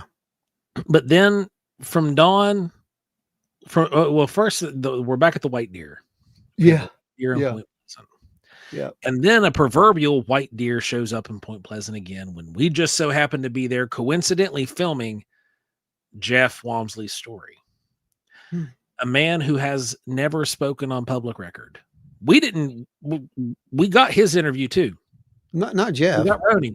Roni. Yeah. Roni's yeah. never spoken on public record. Yeah. But there's another person that had only spoke. There we go. Broke us over the top. There it was. There it was. And appreciate you. We're going to get it. And Get it. what's he going to get? What's he going to get? You're wearing a shirt.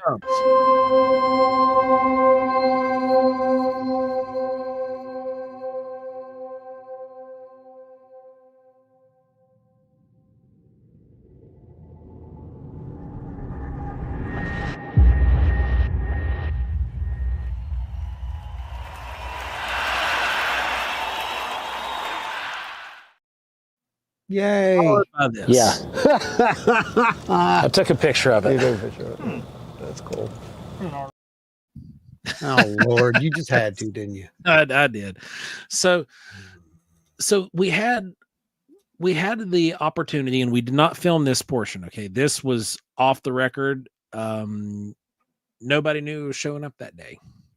We're upstairs. We're getting things ready. We've done our interview with Roni. We're packing up, getting ready to leave, and Jeff messages Ron and says, "You guys get down here."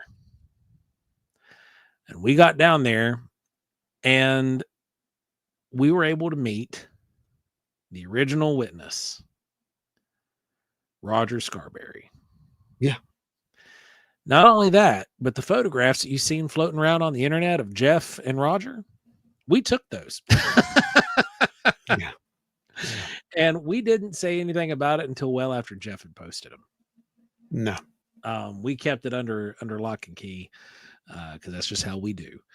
And it was cool to be able to be there and be a part of that. We got pictures taken with him. We got to hear the story straight from him.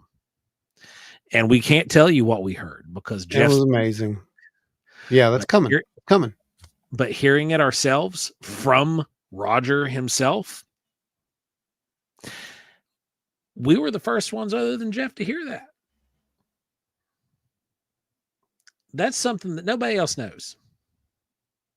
Yeah. So what was that? You know? Right? We were given firsthand witness testimony of one of the most famous paranormal high strangeness anomalies to ever occur. We had no intention of it. We had no idea. It was just dropped in our lap, and we didn't film it. Oh no. It's just for us. That's just like the deer. It was just for us. Yep. And then now we're telling you because this is the season finale. Yeah.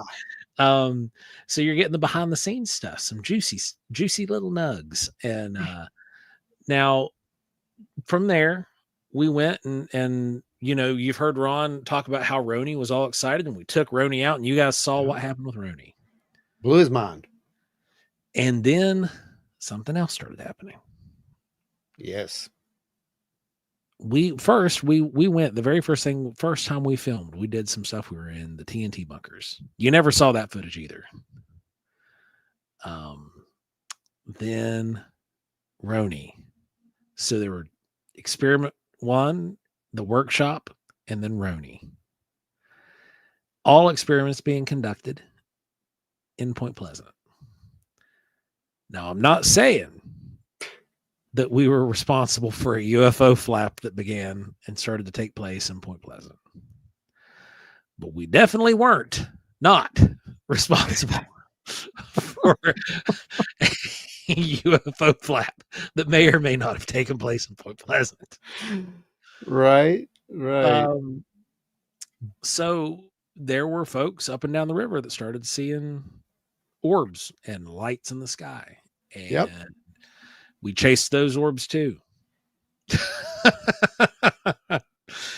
And it led us into the whole thing with Steve. You know, that's the whole thing.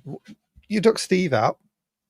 We took Steve out, and Steve's like, you heard him. I mean, I left it in there because I wanted it as a part of the whole story. You know, this is him. He's being honest. Now, don't be surprised. You know, I've never seen anything. Not likely. You know. Yeah. He'd only had that one encounter with the weird Mhm. paranormal thing with the TV after visiting the Yeah. TNT bar. Yeah, that and that little weird, C5 encounter thing that he divulged to us later on. Yeah. We didn't know anything about that. And there's a lot of mind blowing things that happened there. That was real time when you see him, telling us about how Keel he didn't think you had to actually know a code. You could just think it, and yeah, that was all real. Like we have never heard that. We thought it was a code, He's and he's recanting notes from Kill. blew our mind. Or not recanting, but reciting notes from Kill. Private notes were never published. It was stuff Completely from blew my mind. And it's just like, well, here's what happened. This is why I do the 3. The 3 has always been a thing when we do those flashes right from day one. 3 flashes. Even before there was a Paranormal Horizons. 3 flashes. Oh, they're getting more commercials out there. L.R. Miller's Good. there. Like he just got commercialized. Well, buddy, it's about time for another good old commercial. And that's going to be for the Hellbent Holler Adventure Cap, folks. You guys, if you want to support old Hellbent Holler, you can go over and subscribe to their YouTube channel. They're great friends of ours. Jesse and Joe have always been really good friends of ours for the last several years at this point. So go check them out while supplies last. If they still got them, pick yourself up an awesome Hellbent Holler trucker cap. And yeah, they're super comfortable. Very nice. Can't beat it. You're 99.9% more, I would say, more apt to see orbs wearing this than probably not. I would say so. I would say that's accurate. Ike, the Fob Daddy Fobber, has joined us. Ike, welcome. That is our official unpaid sponsorship of Hellbent Holler. Yeah, that's what it was. Oh man, we love these speaking guys. of Hellbent Holler, they're not even here to heckle us. I know. Speaking of Hellbent, there was some people who were all amazed that we talked about them in the final episode, that we dropped their name. I don't know why. I don't either. Because if you've paid any attention, we've been kind of there from the beginning. Well, we've all been kind of friends, this kind of to be completely fair here, okay? Hmm? Average of around 40,000 people watch Paranormal Horizons. An That's average true. of around 4 people watch Wild Weird Radio every day. That's true.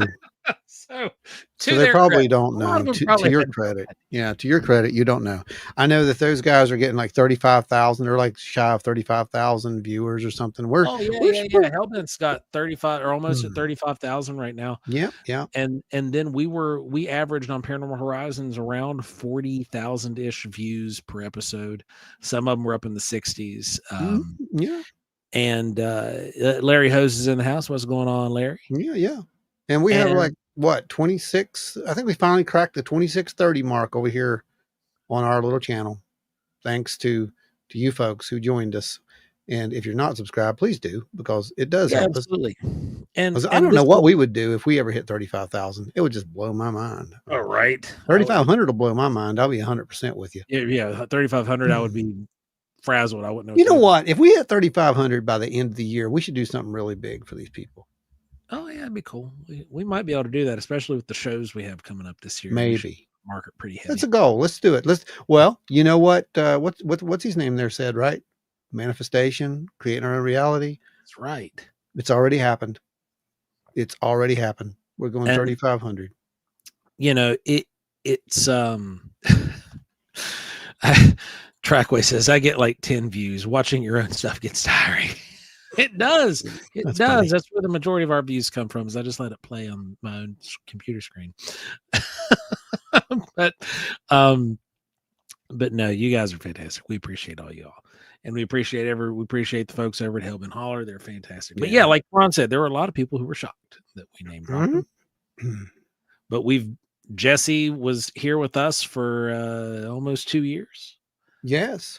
And then their stuff started taking off, and they sprouted their horns and flapped off into the mountains of the LBL. And he said horns because it's it's part of the horns. Part of the thing. Sprouted their antlers. Yeah, that's what they do. Yeah, it's like jackalopes. Yeah. Anyway, Yep. there were so many things that happened during the filming and creating of Paranormal Horizons that we just can't. We can't wrap it all up into one episode. I mean, we still have 30 minutes to go with you guys where we can tell some stuff, and we're going to.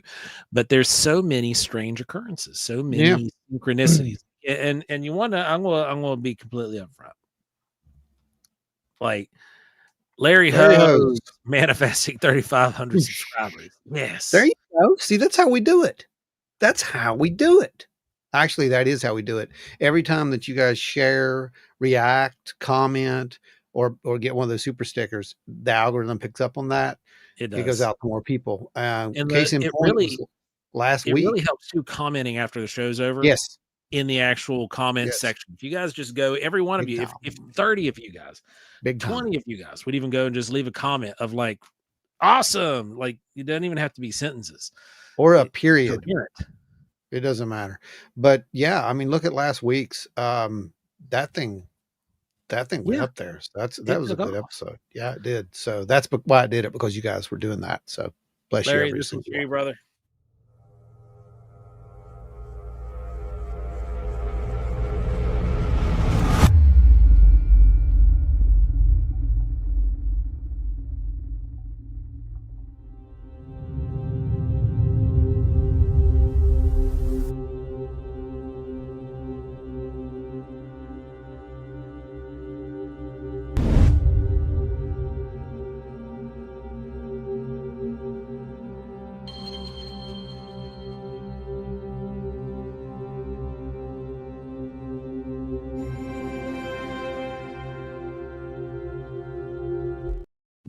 Yeah. There you go. Thanks, man. We appreciate you. Multiple thank yous, multiple blessings, as always. And so some of the weird things, Joe. What? some Synchronicity. weird things. Let's see. Weird things. We hit the stuff that happened at Dawn's. We did. We talked about the ghost whippoorwill. We talked Yes, about we the did. white deer. Yeah. We've talked about the synchronicities, right? Some of these synchronicities, and in all fairness, I used to kind of like chuckle and laugh at some of the synchronicity stuff when people would say, "Oh, it's so synchronistic." I'm like, yeah, that a lot of that seems more like it just happened and you were there. Pat Do says, the go thing. set up an old cell phone farm Yeah. that plays wild and weird videos on loop. There you go. Yeah, just go over to the playlist now and just hit play all, and it'll do that for you. There's an idea. Indeed. There's an idea. Anyway, go ahead, Joe.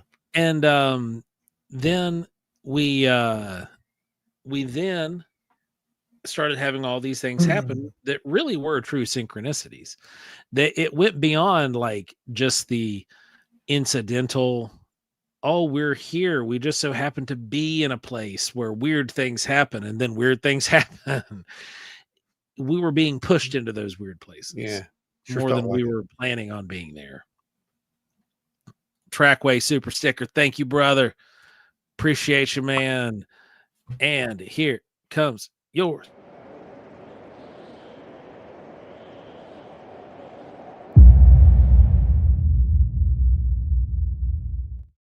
I want to redo that one with a little bit better texture now too. So LR says, so has there been mention of what's next with Paranormal Horizons season 1 finale? Did I miss it in the first 90 minutes? No. You didn't miss anything there. If you caught the end, you probably heard us say that it's far from over. Yeah. It's far from over. Actually, there was a whole episode that didn't get made. And because that's not what it was supposed to be. That's another one of those weird things. Yeah. We went out, we filmed this episode, and we were going to put it on there. And that is not what was supposed to happen. There's interviews too that we have that we didn't use. There are interviews. There's all kinds of stuff that just wasn't supposed to happen just yet. It will happen. It will. And you're going to see it. Wasn't meant to happen for this. The last episode, I could have actually made that episode probably, I'd say 2.5 hours long if I wanted to, but I thought if we can cap it where it's capped. And what's really funny is I really didn't. I was putting it all together, and I ended it, and it ended where I said originally uh, it'll be somewhere out beyond that horizon or whatever. When I'm talking to you at the table, that's how it originally ended, and I had it uploaded to the server. And I'm like, okay, it's there. You know, I texted him, told him it was there, and I watched it. I'm like, that's not how this ends. That is not how this ends. So I went back and I cut that whole little end segment that you saw, how it actually ends, where it dedicates it to, you know, Keel and to the people who we really made it for that, you know, the silent witnesses, so to speak. And I'm like, that's how it ends. So I dropped it in. I made that whole little sequence, didn't time it, dropped that whole little sequence in. And the whole thing ended up being 1 hour and 59 minutes. And I'm like, you've got to be kidding. Okay, it's done. That was it. That's how I knew it was over at that point. Like, you don't do that by complete accident, but yet there it was. It was an accident. That kind of stuff happened throughout this whole project. Yeah. Yes, like and share. Thank you, Nancy. We keep forgetting to say that. And you know, it's one of these things where it worked out fantastic. And to answer your question, LR, where does it go from here? Where it goes from here is right here. You will see our investigations here. It won't be under the Paranormal Horizons banner. Not here. Not here. Just watch in the future for that. We don't know, and that's all we can say about it. It was a season 1 finale, is what I can tell you, and we'll see what happens in the future. But we're not taking so much time off, so to speak. We're not getting a break while we're in hiatus. This is we're still going to be busy, and we're still going to put stuff here. We do have a series over here that we started well before Horizons, and that is Investigations. And I think you're going to see more in that genre. I think you'll see more under that title, or maybe something similar to that title. I'm not really sure yet, but that's we'll come up with a nifty name that sounds good in the algorithm. You'll see it. You'll see it. Yeah, probably. You know, Bigfoot is real. Watch our investigation. It has nothing to do with Bigfoot. Breaking footage. Yeah, that's what it'll say. Breaking news. We're gonna name all the buzzwords. That way people watch Bigfoot is real. Bombshell. But it's not Bigfoot. You know, new evidence. New evidence. Sorry, that's it. That's breaking new evidence. Breaking new evidence. Bigfoot. Oh man. Powerman says the ground thermal anomaly still blows my mind. Yeah, does mine too. A few people actually. That and the orange. Go ahead. We had some folks. If you didn't make it to the last meeting, we had some folks that asked about the possibility of the septic pipes, the sewer pipes, sewer system. Yeah, the old ones. Area. Did some looking at old blueprints, and sure enough, it's just like hard packed dirt. It was the old parking lot for the original power plant. And I got ground up and turned into a parking lot for the motocross area. Well, I like that. Maybe I'll change this whole episode to that. Synchronicity brought us here. Here. That's what we'll do. Good. Like it. It's better than AI, Jen. Good job. There we go. But yeah, I mean, I don't know. You folks, you watched the series. What was some of your favorite moments? What was, you know, there's got to be something that stands out. Joe, why don't you go over and grab a couple of those? Larry Ho says Bigfoot is really an intergalactic ghost. Probably. Grab a couple of those questions or comments or whatever from over there. Really many questions. It was well. Then read off some of those reviews. Good comments. Let me get that. I'm gonna hop over here. And they changed the thumbnail. What? Yeah, the thumbnail for the that's the 4K episode. Never mind. That's why. Yeah, it's different. All right, let's get it. Another person yet again states the obvious that the 1.6 signal comes up often at Skinwalker Ranch before and during events. Great show and series, by the way. Thanks. Appreciate you. Thank you. But yeah, that is a very frequently observed phenomena. Yeah. It was so Then- frequently observed that it had to be actually put up on the data board as the separate subset itself as a Yep. phenomena. And it had to have a protocol assigned to it. It did, you know. Oh, and someone asked about that. So what the protocol was, because I don't have to type it. We can actually say it. What we did is we ran into that so much that it was like, man, this can't be real. You know, this happens too many times. Well, yeah, the little spikes happen too many times. But when you focus in on when it's happening and not the little spikes, but the big spikes, the above 70 decibel spikes Yes. and the ones really that are loud. prolonged. Yeah, the really loud signals.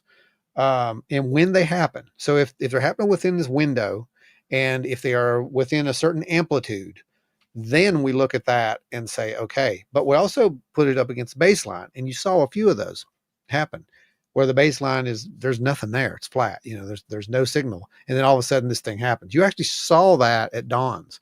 We were there, that equipment had been turned on. We got like 1.5 or something, I think at one point or something, but it never moved. And then while we're standing there talking about this thing, there it goes. Right before we got back, it was a 1.6, and then it like jumps up to even higher 1.6. But yeah, that's our protocols. So we watch for amplitude and so forth. Go ahead, Joe. All right. So the next one was some folks were actually saying that they had seen similar things up in British Columbia. Yeah. Another person says, great stuff, Joe and Ron. I live in Western Colorado and spent a good time of my chunk out in the night sky in the wee hours. No pun. Definitely was a pun intended, ma'am. I have a very big dog with a suspiciously small bladder. This dog goes out and pees in the dark a lot. So she gets to see the night sky, which is really cool because in Colorado, there's a lot of black sky areas. So she's got a good chance to actually see something. She says, I know my chunk of the sky and I'm always looking for something to stand out and grab my attention. Nothing.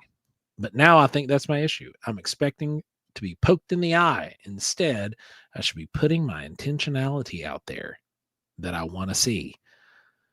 I'm ready. Amaze me. Be careful what you wish for, Nelly. Careful what you wish for. I'm gonna back you up on that, Joe. Careful what you wish for, especially if this, matrix reality, what was that? Do you do that? Yeah, I tried to mute myself and I accidentally removed myself. Okay. Yeah, That's time. good. All right. That was nothing weird, guys. If this whole matrix craft and reality things, any clue, just be careful what you wish for. Another comment says, you guys are amazing. Great show. Thank you for sharing with us. Followed by a cluster of owls. So I'll give you two guesses who that one is. I wonder who that was. Another individual said, each episode we get closer to catching the vehicles of great technology. We ever see these things, I bet we have a lot in common to animal mutilation, UFO abduction, Bigfoot sightings, and even possibly ghosts and demon beings. It's possible. So that's that related phenomena, guys. And you go there. You do go there when you start looking at the data because you're like, well, I mean, this can fit this and can fit that and can fit that. And it takes a lot of filtering to kind of figure out which one of these is more apt than the other. Now we've got another one that says, amazing. Whatever they are, they're sentient because they do what they're asked to and they respond in their own way. The world is stranger and more magical than mainstream scholars can even think of. I love your work. With that. And I'm not crazy. I like that. I agree with you. You're not crazy. 100%. Yes. Yes, absolutely. I agree. Then sorry, late catching up. Love the channel. Definitely some sky action. Digging it. Okay, here we go. Oh, thank you, Ashley. And Howling mad. You'd think with all this high-tech equipment, it is high-tech, dang it. It's more high-tech than anything you got, howling mad. Oh, this is a good one then. Okay. Carry Someone would have a decent camera with a zoom feature. I think I answered those. You did. You said you do realize those aren't cameras, right? Image. They're not cameras. They can Yep. record, but they're not meant for studio production. Nope, This they're guy. imagers. Yeah. Come on, man. Yeah, they're imagers. They're thermals. They're sensors. yeah, they're But sensors. Yeah. but what they're capturing is in like 1080p. Oh yeah, it's That is good. high definition footage. Yeah, it's good. It's considered high definition footage. But regardless, technically they're not technically cameras. So, I don't know. I think that even Jeremy was talking about this in that episode because he said that, we get it all the time. And he said, we have to remind people that these are thermal imagers. These are, night vision cameras. That's not going to give you, 4K cinema, quality. It's just not going to happen. It's not designed for that. It's Not made designed, for that. it's honest to God. You want to know what it is? It's a weapons platform. That's exactly what it is. That is exactly what it is. It's a weapons platform. Ashley said, honestly, I'm just really heckin' glad you guys were able to take up a large platform and get yourselves out there. I'm proud of y'all. You deserve it. God bless you. Thank you so much. And that's why we keep promoting you right there. Yeah. Thank you so much. Then we got someone that said, dude, that's a drone. Yeah, I like that one too. And you can tell me that you didn't watch the other series without telling me you didn't watch the other series. That's fine. Yeah, any of it at all. At all. Because that was the first thing that was thrown out. And now more people have seen that footage. And not a single one has said drone. The only thing that they had said at first was birds and insects, and that's been ruled out multiple times now by a lot more experienced individuals than us. People that are officially aerospace people. It's not. So, yeah, it's cool that you want it to be that because it makes you feel better, in your reality, but that is not what it is. And it's time that we understand that these things, they're there. It doesn't matter what we choose to do with that knowledge, but they are there. And telling people that you think you know what it is, it doesn't make you look intelligent at all. Speaking of not looking intelligent, another individual said, hey, let's make an episode out of reruns. Yeah, let's do that. Well, it's called a series finale for a reason with a wrap up. Like all the other episodes have been like an hour long, right? Like an hour and 15. This was a 2-hour episode. We didn't have to give you that back 45 minutes. No. We didn't have to give you the breakdown, but we did. That was bonus material. We weren't asked to do that. We wanted that was basically a whole 13th episode you got, pal. We wanted to present it. Again, it could have been. We could have did that episode. I didn't want to do that episode. I told you I don't want to do this episode. I want this to be the case. And that's what we decided to do. And that's why it got so weird, because it's like, man, you know what this is going to end up looking like? And you're like, yeah, do it. I'm like, all right, then. So we're going to build the case. And this is a case for basic contact. That's kind of what it is, Yeah. It is what it is. Yep. All right. Larry says it might be a drone, just not one from here. Right. I agree with that one. Yes. Keep the boots on the ground, endeavor to persevere. Exactly, Kenny. Thank you, Kenny. All right. Then we've got, Snoozeville.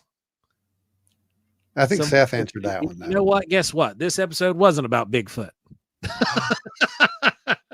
Oh, you hurt someone. You hurt them bad. Oh man, fun times. It is fun times.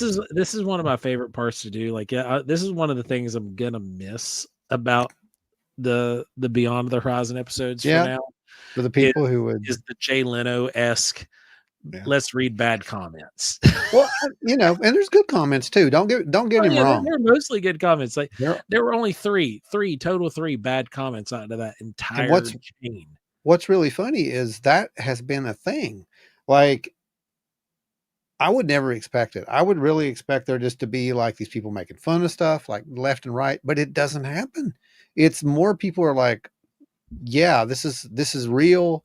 This is what I've seen. We get more people who are validating. They're using it to validate their own experiences. And that's great. Octo. Oh, we got some Favorite favorites. was when the elder being took control of Joe and made him glow, and then said, "It has begun," right before it all began. I don't remember that part, but okay. I loved when the hillside was responding. Yes, yes. Okay, so when the hillside was responding, was what kind of. Here's the funny thing about that, Anita. I didn't know what to quite to make of that, and that's when later on I look back at that date. I'm like, when Steve had said, about the lights and how it didn't matter what you were flashing, you just what you were thinking. I'm like, and then it doesn't matter if I have a flashlight. It doesn't matter if I have a laser. It doesn't matter if I have a crystal and I'm out in the field. It doesn't matter if I'm dancing around a fire. This is the same thing, literally. That's what it is. It's a point of focus. And there was another comment on there. You skipped it. It was one of my favorite ones. It was like, now everybody's going to be out flashing Oh yeah, all how around many the people world, are going to be out flashing lights in the night all sky? around the world. and we joke. They don't know this. This is great. I hope you're here, and I hope you hear this at some point. Whoever said that, because we joked about this months and months and months ago, and this was even before the barber stuff came out. And we were like, we're going to get people to go out there and flash these lights in the sky. Maybe that's what starts it all. And it was just a little fun thing that we joked about ourselves. It wasn't anything we ever said publicly, but yeah, that's kind of an inside joke you picked up on there. That was pretty good. Yep. What It's you got? yeah, how many people will now be flashing into the night sky around the world? That's I it. hope so many. I hope so many. Let's light it up. I Yep. mean, let's light it up. We need some light, so let's do it. Forget Let's World all Contact Day. We're going to initiate Contact Day. let's do it. Let's not just beam out these good intents. Let's just go out there and flash your lights into the sky all at No, I'm once. just gonna flash the sky. No, don't do that, for God's sake. Do not, people of Earth, do not flash the sky. Do it. You Do never not. know. Do not. It might work. Don't do it. If it does, report back. So the Octoman says, honestly, that 10-minute capture is incredibly hard to beat. I said it before, basically my favorite evidence of high strangeness that I've seen. And I'm so glad it was you guys. I'm glad it was us too. And there's a lot to that 10-minute capture. And we'll maybe talk about some of that in the future. But holy crap, yeah, what the heck? It was wild, man. It was wild. That was, yeah, that was something. That was really something. Ashley says it's validating when bad comments are just people being dead wrong. Oh, I love it. Love it.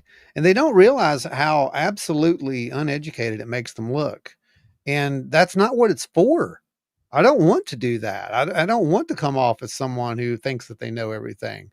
But the point is, I do know my equipment a lot better than you know your equipment, apparently. Yeah, right.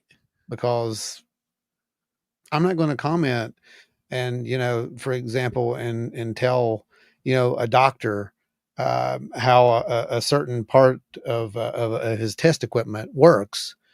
I don't know how that works. So I'm not going to be dumb enough to do that. Right.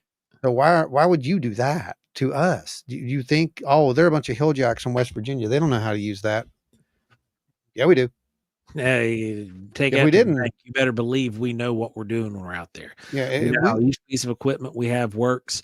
We know exactly what its design is for. We know how to make it go off. We know how to test it to make sure it's working properly. We know how to baseline it. We know what is going to make it go off, and we know what frequencies are what and what frequencies belong to our transmitters. We know what frequencies belong to our cell phones. We know what frequencies belong to each cell phone distributor at this point.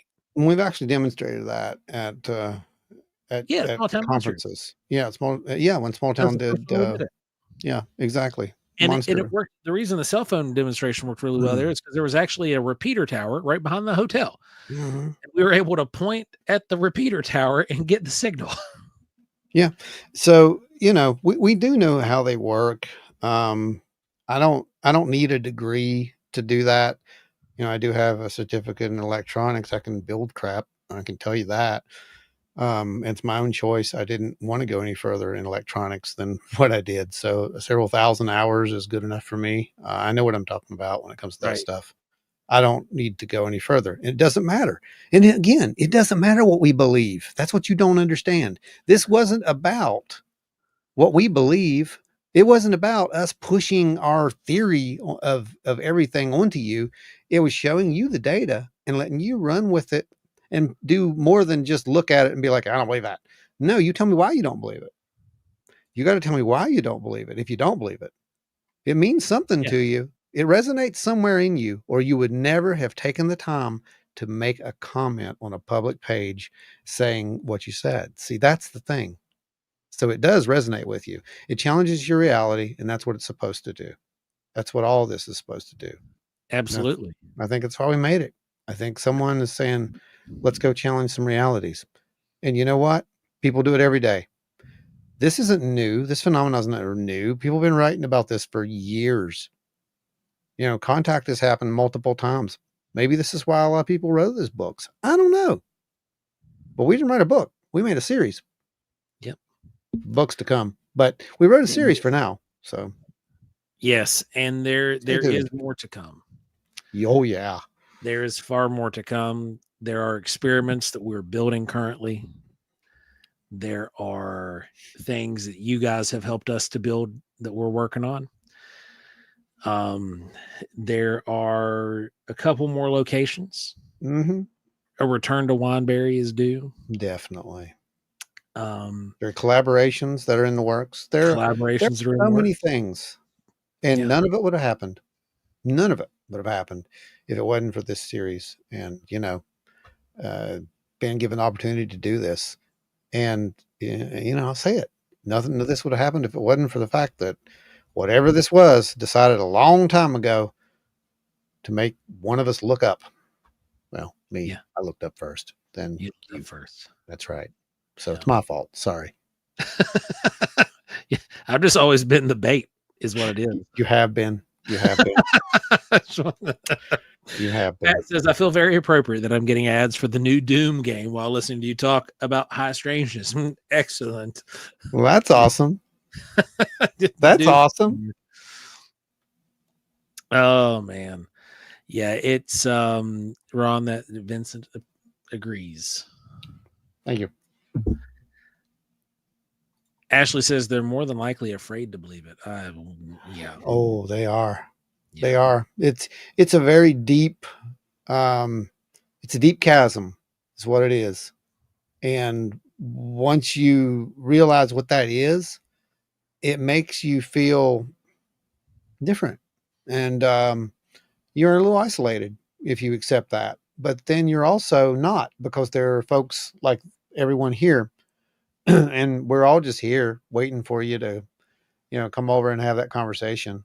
Yeah. To drop the it's just a drone talk and tell us about what really happened in your past, because And I guarantee what better you place to have those conversations than here, in a place where it is somewhat of a controlled environment.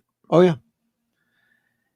And you have the openness and the ability to speak, or better yet, come down to the meeting that we're having on the 21st. Oh, absolutely. The January meeting, 21st. where's it at? It's find that. It's in that here. graphic. I got to go back up to it. There There it is. Oh, found it at the same time. Yep. Explore the unknown. We're going to have presentations, data reveals, DIY project demos, door prizes, and potluck dinner.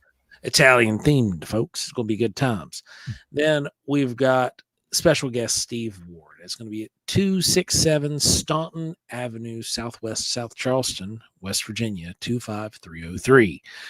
Now, this is a free event. You guys, the folks that support this show and keep it free for everyone, have paid for all of this to take place. They're also the ones that are going to be providing the door prizes, essentially. And don't forget, you need to go over and register with the group and say you're going, so that way we can get your card made. Yeah, it's right there. Wild and Weird WV.com, not Gmail, WV.com. Go there and you'll see a link. There's actually a little form. I put it on the very first page now. And you just fill that out. We've had several people do it so far. If you're going to be there and get your ID card. We're going to be I'll make these. So I'm going to be making these for everybody. And I've got to know how many I've got to order. Basically, what it comes down to. I got to order the material. I make them, but I got to figure out how much material to Got to order. get those cards. Got to get them in, and then they are going to be made by Ron on a big high powered laser that is not radioactive. Oh, and guess what? They may be a different color. Just saying, maybe. I don't know. We'll see. Sweet. Yeah, I know. Could be. So, Andy, what's going on? Angie's here. So yeah, guys, come hang out with us at the meeting. It's going to be a ball. I can't wait for it. We're going to be also celebrating. We're going to be doing this too. Don't forget that. Yes, we are. Project Odd in Nitro. Don't That's forget that. this month. We've got 3 weeks, and then we're going to be at Project Odd on 5/31/25. It's Nitro, West Virginia. If you're in the area and you can make it, that'd be awesome. We'd really appreciate it. I know there's a few other events going on that weekend, but if you're not up to traveling or if we're closer, come hang out with us. It's going to be a good time. Now, we will have some stuff for sale that day at our table. We will also have a photo opportunity for you with some crazy guys from out there. And I hear they're coming possibly. And well, more as we get closer, but weather dependent. I do know that we have the final speaking spot that day. So we're speaking at 7:00 or 6 or 6. Yeah, that's right. And I'm thinking if we can get enough people there and we have our flashlights, right? So everybody who's coming, bring your flashlights. We got an experiment we want to conduct. Okay. So just going to tell you right now, we're going to try to bring the mothership to Nitro. Okay. You're just going to have to hang out for an additional hour after we're done talking. And then we'll that's actually happened before. It happens normally at all of the ones. Yeah, we're the last people out the door. It happens before. It's happened before. Yeah. Yep. So, anyway, so yeah, that's where we're at. Then we're going to go to the UFO Fest, right? Indeed, we're going to be at Saucers over Appalachia down in Bristol, Tennessee, or Bristol, Virginia. Sorry. And it's going to be a good time. That's being hosted by some good friends of ours, and it's going to be fun. We're going to go down there. We're going to do our thing. We're not speaking at that one. We're just hanging out. We're going to be there selling our gear, selling our merchandise. We're going to be manning the table, have the photo op set up, and we're going to be just having fun. We'll probably be speaking at a table like we did at OBC.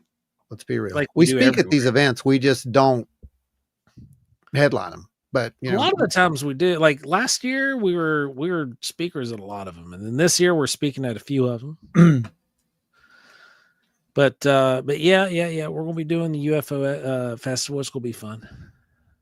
It'll be a good time. And other than that, that's about it, right? Yeah, until you get into like July, late summer and July, August. Yeah, July I'll be up at Kecksburg. You won't. I will. Yep, I'll be here at my son's birthday party. Y'all. So yeah. So right now that's where we're at, and we'll keep you up to date as we get closer and closer to all that stuff. But there's a lot of stuff going on, and in the meantime, we'll actually be out there doing some stuff too. We'll be posting that up here. You will find that here. Make sure if you are folks who have been addicted to Paranormal Horizons, well, first of all, bless you, every single one. Thank you so much. But you will find the rest of that type of content, not Paranormal Horizons, but those investigations that you saw, that's not Paranormal Horizons. That's us. We've always been that way. When they said go out and tell your story, that's what we did. We just wrapped it up in a nice, pretty package. But that's literally us, and that's what we've always done. So you'll get to see more of that here. Anything you want to see, let us know. We'll also do that. If you've had experiences, if you want us to come out and do an investigation in your area, also contact us. Let us know. That can happen. That can absolutely happen. So guys, that is going to wrap us up for Beyond the Horizon. We now return to your regularly scheduled program. There we are. Wild and Weird Radio. Look at folks, welcome to Wild and Weird Radio Live. No, I'm kidding. Right. Don't forget to subscribe. Thank you guys for hanging out with us. Make sure you smash that like button, hit that subscribe and notification bell. It really helps us out quite a bit. And if you don't mind, hang out until after this is over. Yes. Go to the actual comment section and drop a comment there for us. Yes, We please. greatly appreciate it. It makes the algorithm happy. Absolutely. Which makes us happy. Which makes us be able to do more crazy things for Yeah. you guys in the future. And we do have some crazy things planned, but Indeed. we'll see how it goes. We'll see how it goes. We don't Yep. want to put too much on the plate because, Right. you know, that's happened before too. But there's big things moving. Big things. There's big things on another horizon. Let's put it that way. We're turning around and looking where the sun's, you know, it was setting over here. Now it's rising over here. We're going into the rising sun, not the setting sun. We're going to Japan, folks. We're going to go investigate yokai. Are we really? That's your favorite subject. It is. I love yokai. They tickle your buttholes. That's what you freak. That's true. They do. You're so still. guys. How would that? Wait. No. I'm just gonna regret asking it, but I'm gonna because that's what a good journalist does. Go ahead. No, I can't do it. How do you know? Well, you know, we've done one. I worked for the Japanese for a long time, and it's a very common thing. It's a common. Wait, what's a common thing? Not like human, but the yokai. The yokai are infatuated with butts. Wow. I don't know. You don't know where it started? It actually started with the turtle yokai, which are the ones with the bucket heads. I've seen the illustrations. Yeah. They're hard not to see. Right. But yeah, it's funny. There's so many of them that like there's one of them in particular, like the whole thing behind it is like if you don't let it into your house, it will sneak into your house and tickle your butthole. What the crap? Yeah, it's hilarious. We'll cover that in the future on Wild. No, we actually won't. We won't. So don't stay tuned for that. It ain't happening. No. Oh, guys, thanks for coming. Thanks for hanging out. We appreciate each and every one of you guys. Remember, next week here live at 8 p.m. Eastern, you can catch us, well, right here. Wild and Weird Radio Live. It's going to be a ball. Don't forget, go get your Hellbent Holler Adventure Cap. Can't go wrong with it. You're going to have a 13.35% chance of increased high strangeness phenomena just by wearing it. I think it's a 1.6% chance. Very well could be. That seems more apropos. And remember, this whole series, we dedicate to each and every one of you guys that supported us along the way. We also dedicate it to our friends and folks that are no longer here with us. Wayne Barnes, we couldn't have done it without you, pal. You were a big motivation. John Keel, you were another big motivation. I wish we could have got to know you once upon a time. But till next time, stay wild and weird. And remember, yokais tickle your buttholes. Oh, jeez. It's going so good right until that moment.